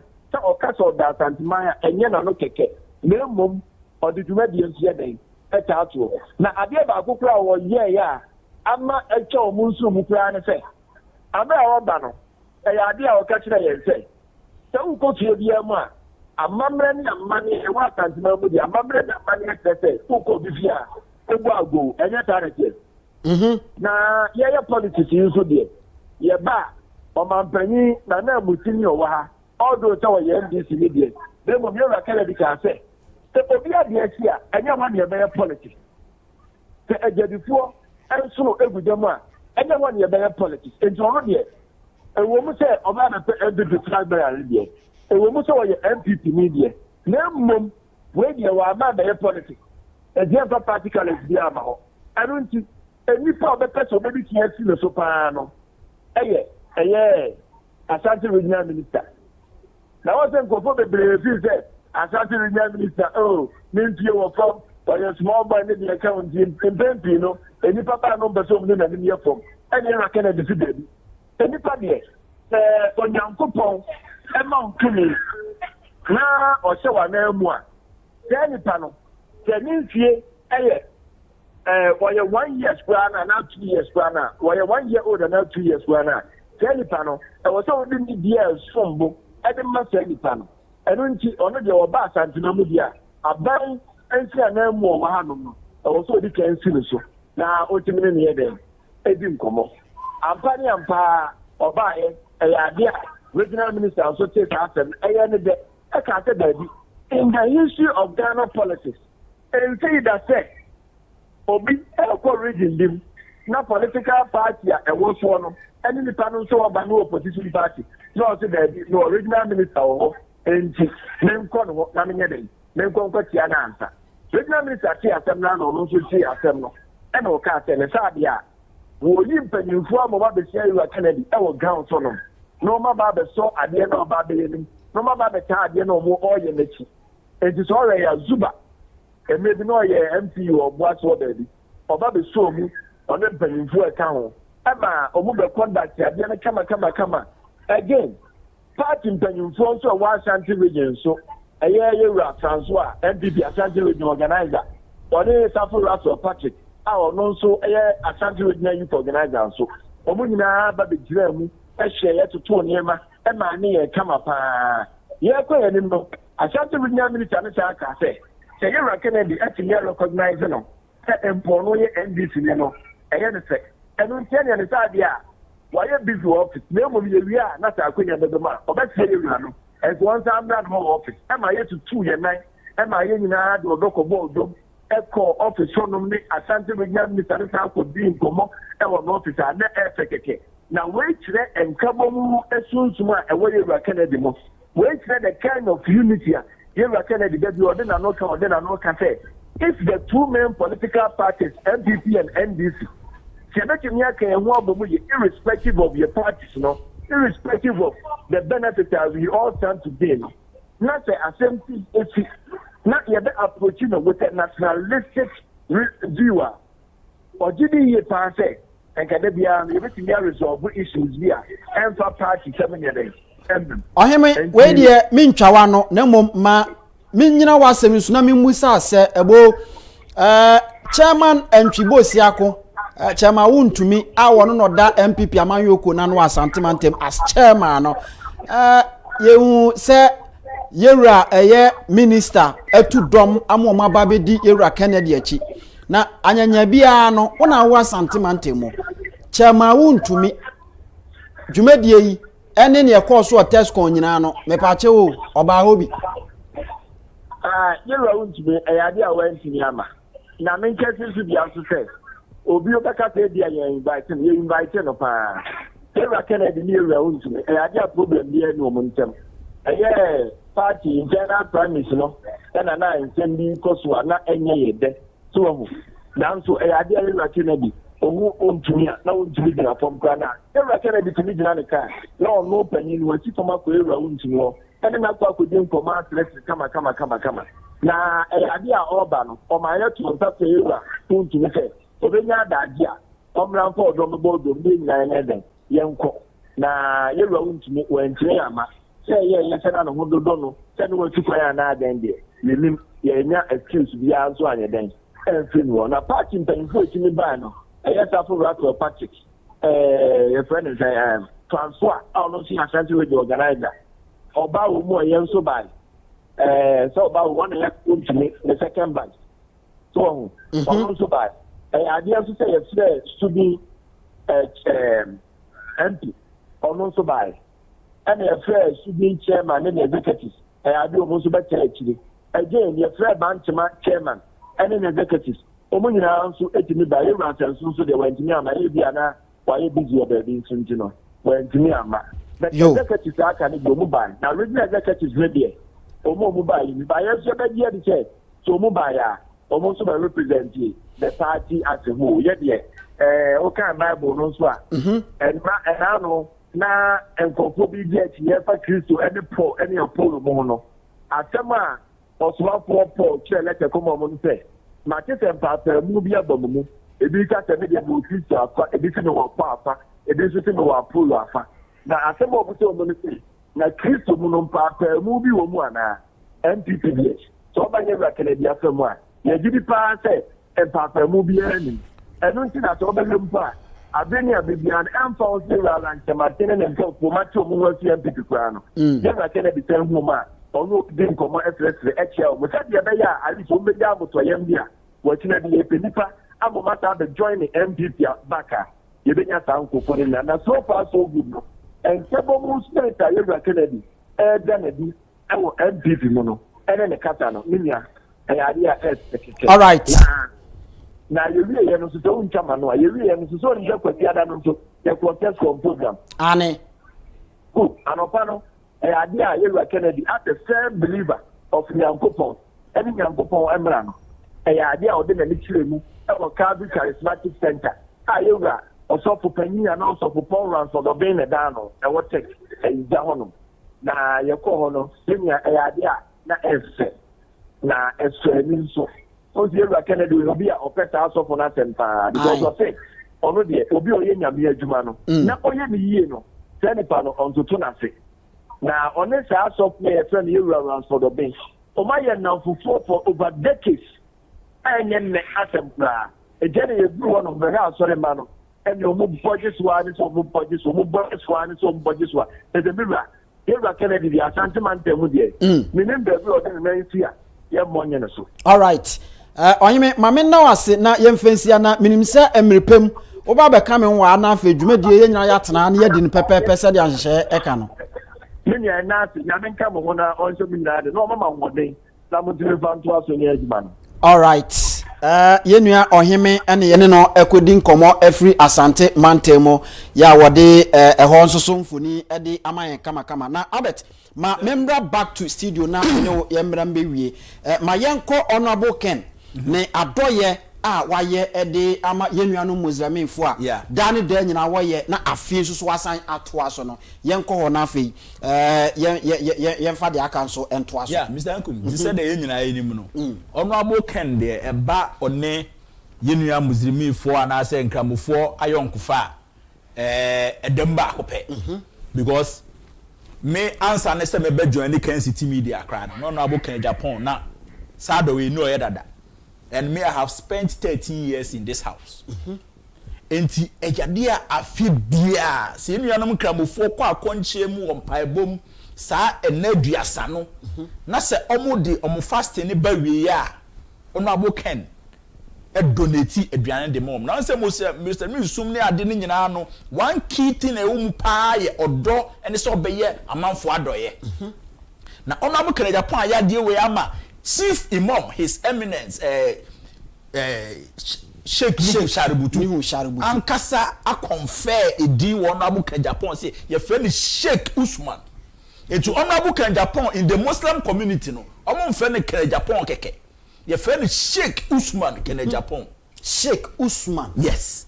Na yebema Sheikh wo nkramusumun na unyo bi awda form eyem ni die openi nkramufo penimfo ana ye de sa shake ni to omo so omukuta adoye honhom adoye akoma enti onobu Agyapong ne Muslims ayonkofa no bibia ne hu ebetimi atete omo ntem enti se wo screen ne so a obehu ye papa Kennedy ohene Agyapong na doye a oye de ma ye nuanom muslimifo na oye ne dane da nyina no afi enso so de no eno na wo screen ne so na ohwe ahokeka yenuanom ede baaye na obia enso eba begine de pepepe na otimu se ya ade a no kure ni nyame anim nie na eso ani ye papa na yewura Ken wakochinchi wa santimante mu anka wa bre no ne anim se obeda na enso ni nyina mu no ose da bi muslimifo de mene wo mu a enti esese me baname amedi minim de ebe hia wo mu den sapato nsapem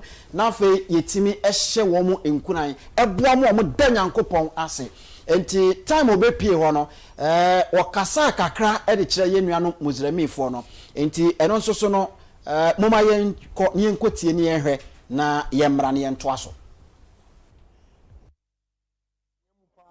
ene Nyankopon adoma ene hard work ma bedru say ti afieso na se ohun nipa mobo a ene onya blessing no so mo ti me fi say yenuanom kramufo me abusuafo no half Muslims and half Christians me uncle one waka ewo mu no enra enwo wi your friend Siaka yeah we know em se medru ono mo sie nti me no 40 days ado ano eneko the me no me fortunate me di sala and me di Christmas so e ka ho odi aze the afia so na se ya mi atu ensem a eye afia Muhammad isi wo ema obia efrefre dom eba omu nyina atu nsadidi e chade ntino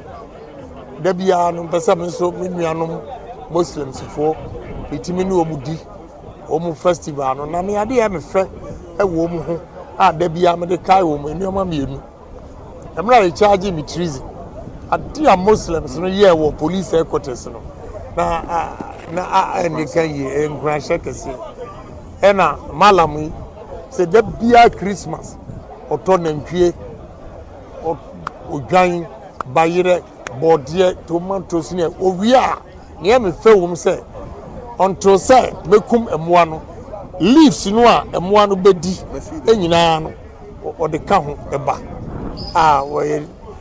we ye papa if you know them very well ko uhwe kudus no the companies nyina no na take over and ashama they do very well you know nti media bibia me ye bia me yi makuma mu na me ye na me nimza bompa yo so mame say Me mesram se mo nkoso mo mpaye na me nyini nche.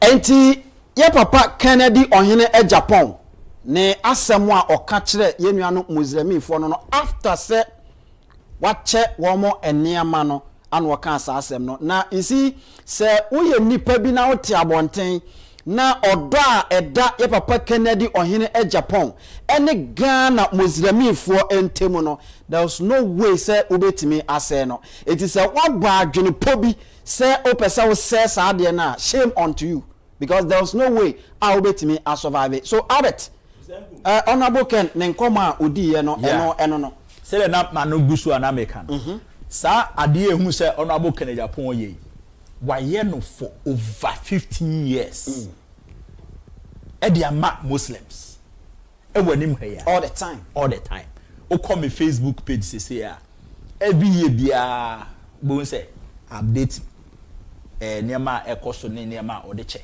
and say the odi kan no yamma the Muslim community airtime e wo fear ha on Man FM every Wednesday 8 to 9 say yamfa enye enchechema Muslims the same Wednesday no 6 p.m. to 7 p.m. na 2 TV eye Asirat uko Kumasi a HFM the same thing is being replicated there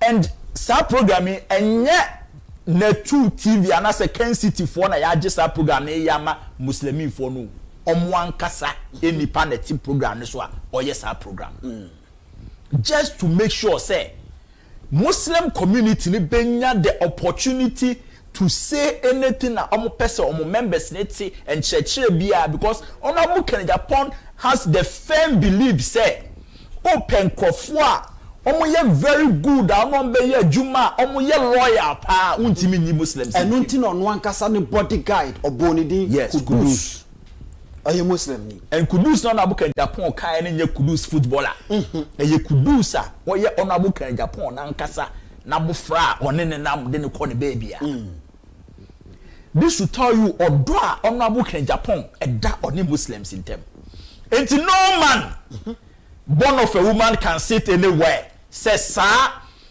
odono a Honorable Ken Agyapong ni ayonkofa na on Muslim community na nya no enkofo bi betena ba bi se pese omo ye den omo betu mfuturo agu ni pani na omo de abaye sade Honorable Ken Agyapong is the man that Muslims ankasa oboni din a omo nsi ni form so asama Albert Eken ma yenko na fe yenhwe se yima madaro ma se aye ready anka momfa nto so ema yen na yenhwe nipa bonifo bi a wo mo emimfo bi a wo mo aba Ghana enso ntro dwumadie ni mu a wo mo de yenim nti over screen so abon se eda so yesi paper bi a ye frɛ no Ghana Fido se de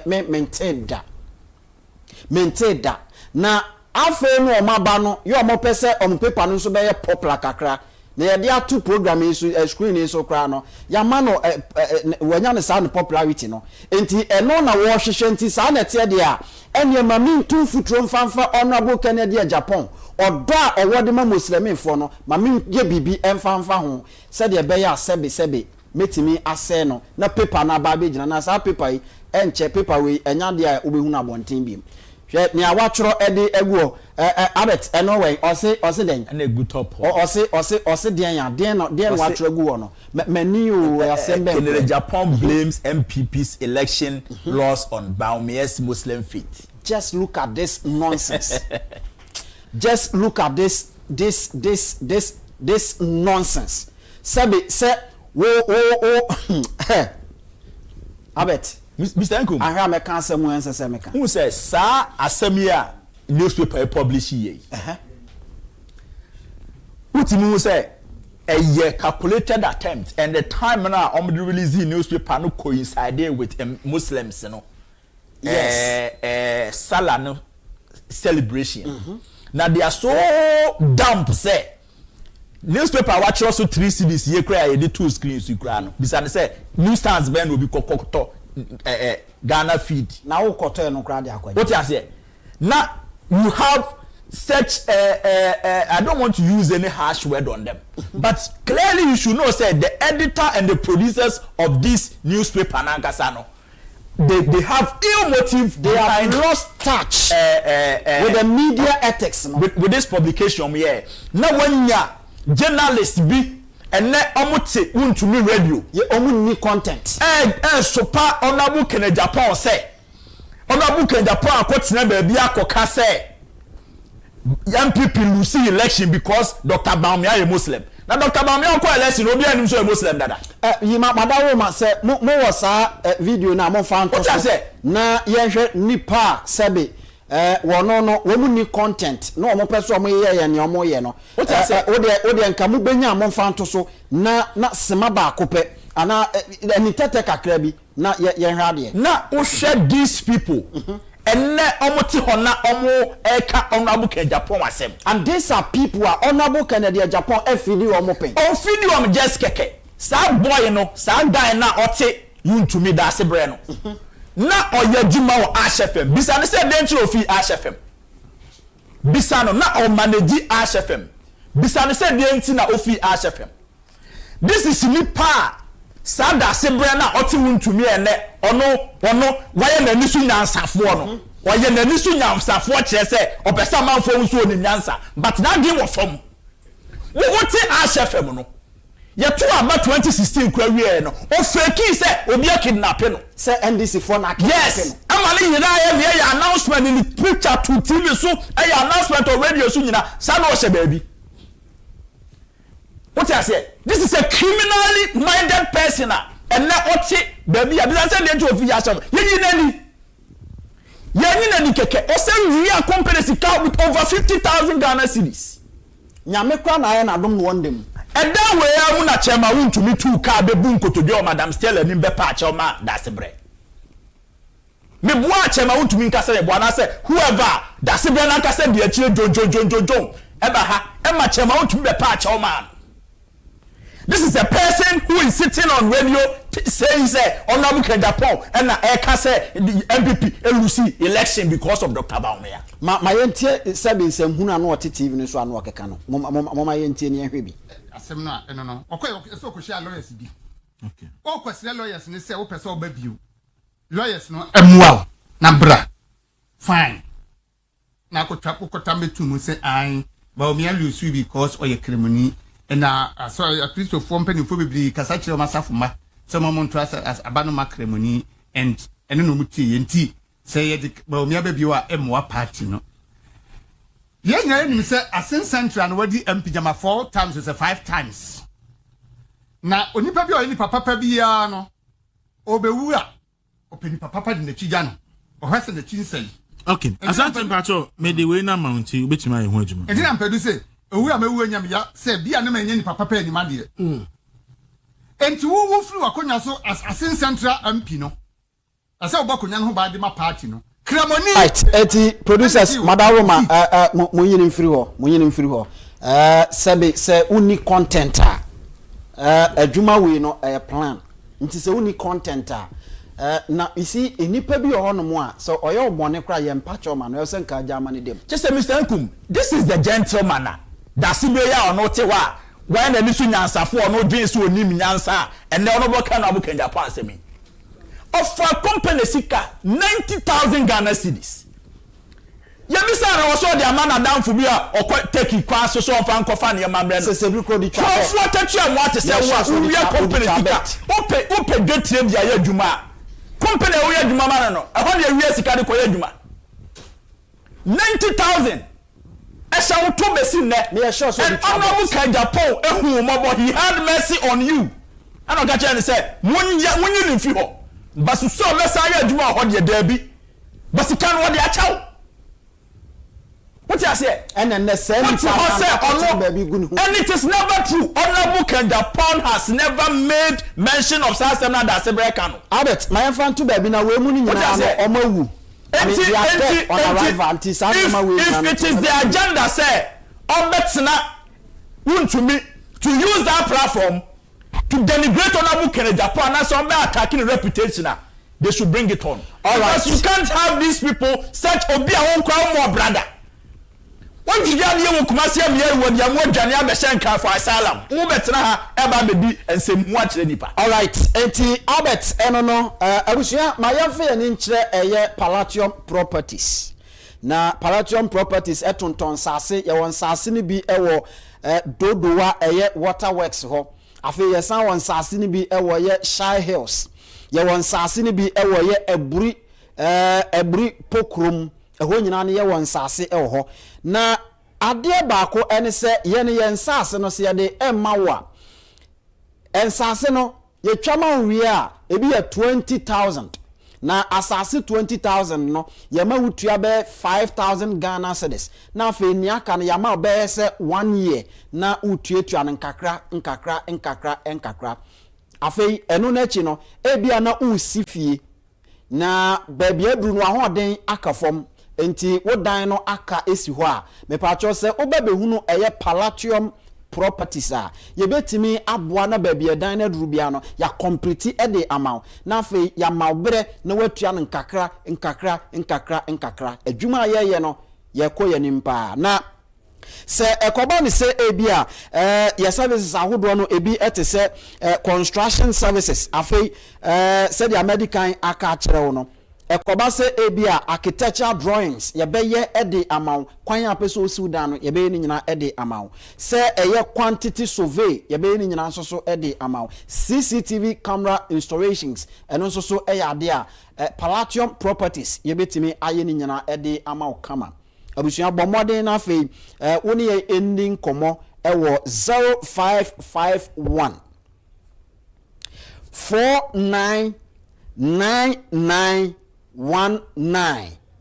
and after 0243 354100 0243 354100 na wone Palatium properties eni enkomo peye kira kwan Facebook and after all the social media no wokọ ha obehu yen ewo ho abusuya ma menko studio bi na afei oba hema Sabatel Refuting asoma aye ready ewo studio bi na messages ahodo a yensa aka no enne no ye mommoden emfa emrew na yentoa so enko yenim ewo ho okay enti ma member back to Albert ye friwa na mako back to Sabatel na yakwa kofa ehon so ede abrew so Albert sese no mesrew nyabotre na we mu no they are dead on arrival no yon person mu ye bia no engina Ghana for ehwe wo mo this is a manner wakokumase akohia adwadifo a omdwetira ase akoma ma ochechi nsem asan de odo abodom agi bibi di aboa wo se uka MPP asem a wadzina TESCON ho asren nkrofo se de omo de aya no no de ache de no de aya nkrofo mfa nche nemom MPP mfa nka bom what you say eni djuma make sure say party na timi aba na se wanya bibi ama wase a wo se anja na bo no kro no uka MPP asem na person ka bibi for no abuka Agyapong ho sa eniema okokuma se djuma okodi ye nyina want to me anka bia ho asem sa entro na wutwa to no so nipa watu no ho asi wo se opose entro ato na wo Agyapong so unify TESCON me say asem newspaper na publish any the nkofo ka ni nyina no Ghana for should treat it with a pinch of salt. Yes, they should treat it with the contempt it deserves. Honorable Agyapong never mentioned anywhere say MPP lost because Dr. Bamia is a Muslim. It is never true. Nobody should be swayed. Memo bia just as no crime na sani pana or propagate sadia na. But you can't catch them for a cromfo. Why a cromfo? Sika send it to a Honorable Agyapong and watching a boss on the channel. No. Senka a foul bia no aba now anka he's in jail. What you say? One gasano oye potential convict not. All right, so Albert mami comfort is a wo betina radio so e be ka Honorable Agyapong ho asem. Asi no e comfort adwebere onwa nim so e comfort honorable say nipa fire no boni bi odi ache no no enti say mama ka say bi Bible mu fa nkyere o sa akwa na wode ne master ka ne master no hwe nanim de chair no onu si abonte a okwa na obi de ne ka okoyire ne minimu say family ka mama no ne master de san friend no wo so fa no nkotum wo ye kronfo wo boni pa ne kro no when we are company sika be 90,000 Ghana cedis e dey ama oyonko a okọ take kwa so so onkonfo shirt mro ne ton anya betting no di try head on the san o kan e na ni mo sem na making o se o di sell sika no you be say that's no di sika dey den o se o di ma obi a okọ kwa so take so onfa nkofa na emamre no na nwura anchi want mu a ye ko gina ba bi kosopa no so enipa boni ni e ko boni minimum wo ba eti mama go back to sabato Refuting asuma ho na wono nso so emfa messages na emfa mra mi oba pa net zen nyame adom me bibia bokode nyame adom bibia say de wu ya bibia o ba bia da bi me fa da nyankopon ti ase Mr. Nkum me dey say edini yaka ho asem dada nta na wa botu ase ama me sa say me pese me kire say wo ye Ghana ni oh da o ti ase sabatel wo say dey bi wo ha da she oh Mr. Nkum in fact dey na de o da nya she wanya tu ase ye kuta no fa ma Mama fa messages kakra on YouTube. Alex Benfo, God bless Ghana, God bless Net 2 TV. Masa say amen on Pein na Obama vice president no ai wajeso. Emmanuel Eshon say good job Mr. Nkum. Ken is the only solution for Ghana. Baumia has no record in Ghana politics. Some corrupt ones still want their ways to continue. The corrupt agendas, that's why they are pushing for Baumia.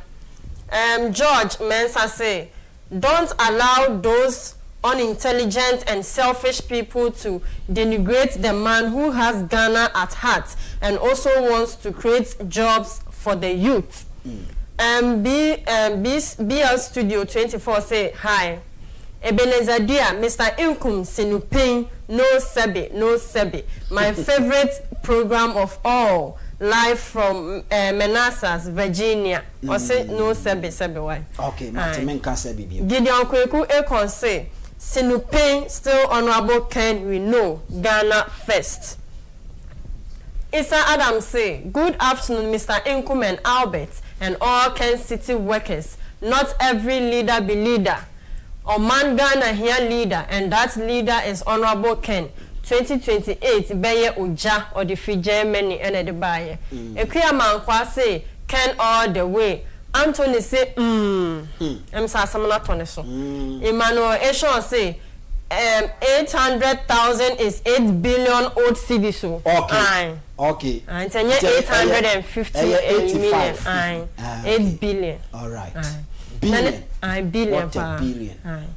Nanefia Owusu say Honorable Ken is the most kindest person I have ever known. And no there no crepa me amesa say. Sabina Ako say I thank God for the protection and guidance of Honorable Ken. Still 2028 is assured. J Owusu say best program.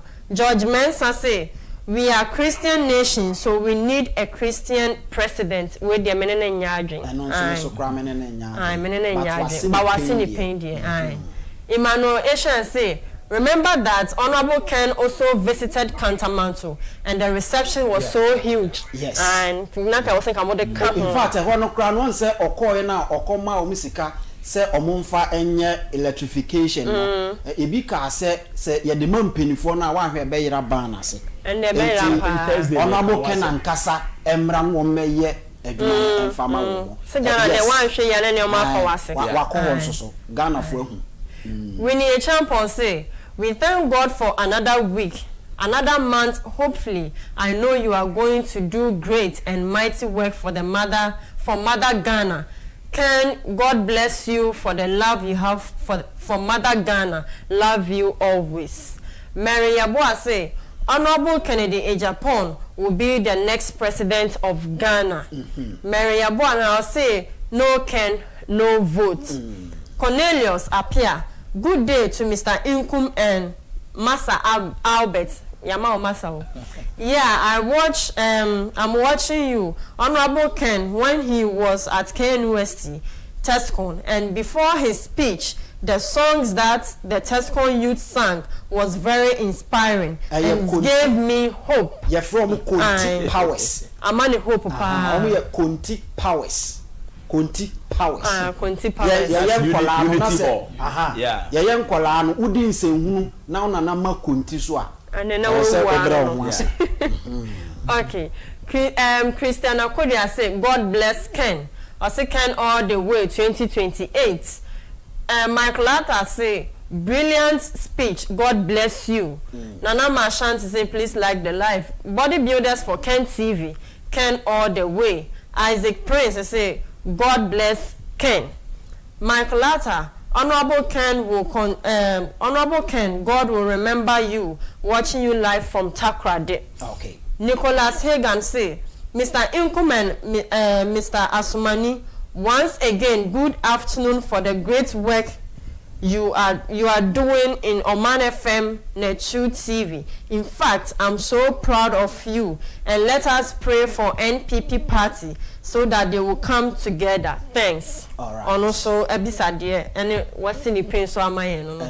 Clarissa Williams say, Mr. Inkum, you do all. Clarissa also do all. You do all. It's my family, you know, business on WhatsApp. Okay. And Kahona, and found Enquim. We say, Sinupe, what's this? Sinupe, I'm a die-hard supporter of Ken Agyapong, but I think he shouldn't have allowed the supporters in Kumasi to lead him with a banner showing Ken for 2028. Baumia's journalists at Movement TV showed it on TV and were complaining. It's not time for campaign yet. Sir Prince Adolfo Defi or Dan France Tech. Wasande Ottawa so say, I personally think our leaders don't have conscience. Why have they failed to build world-class hospitals where they can be treated when they fall sick, rather than traveling abroad? Shameless nation. I think titles like His Excellency and Honorable should not be applied to our politicians. Are they excellent in their service? Are they really honorable people? They are our problem as a nation. We are hypocrites as people. Even we address the wife of the president as Her Excellency. What is wrong with us? Sir Prince Adolfo from Odan France Tech. Onu ne do we nyina e baaye. Nti se ye be sia ana. Mami fancy a china na me de bi aka ho ama. Wada Roma. Me da se papa. Abeto se ye wie bibia. Mr. Na we pre kakra, we pre chi kakra. Oh, the American say na message bi na na ha na make say. O say enkese se Honorable Ken Agyapong ma nkofo de ba na di nani wo match so 2020. You see, Honorable Ken Agyapong nkofo na o hie om kwanse no na organize omu. Yeah.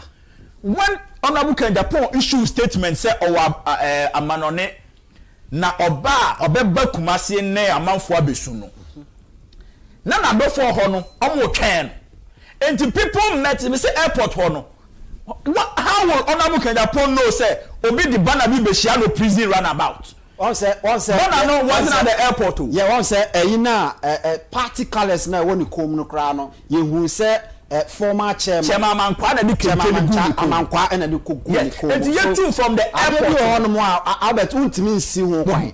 Enti obi na aye no de abehia no. Honorable Ken Agyapong were miles away.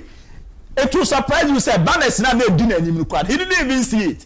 Because a dominant di nanim no. All right. There's no way you be say bibisa edi nanim. Okay. Won. Enti me dem no see no. The American say I'm going back to that boy na wo untumi. What you say?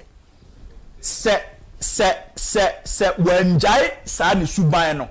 Na why na ho say min cross niema na ode abetena radio so. Na wasen ne ho abetena ho. Se onjai sa ni oma na. Wa hwe obetena ni no. Crime does not have an expiry date. Sika na wawia na ye de ache no no. Se opese ye reversity a, you should continue that. What I say because what comfort one gets attention who atua woto no anka huja esa 190 miles away on try say who ko huatra eso we say wom o ye ne dem asembeton. You should be careful. All right, Albert Asmani no the political czar ene na woni me ababedi nkomo ewo Ghana nkomo so on Sinupe ya kano senia etie ya frame Anthony Kofi Inkum bomodi ana fe twanity awa Mr Inkum utie yen ewo Man FM utie yen ewo Ash FM utie yen ewo Nap Radio ana fe Kent Jesse Radio enso so utie yen ewo ho afi Jerry's TV o hwe yen ewo ho ana afi eye Amansan Radio Sources Radio ni nyina wo UK eho nyina utie yen ewo ho sanso so ana Facebook YouTube eho nso so ni nyina no utie yen ewo ho Palatium Properties ene timi ebo ye ho ban ewo sikasema femu a yede dwumadie ede ebrewo ma yemfensi anyankopon ya adma e kira so ye besan so ehia biem yakra mu nyina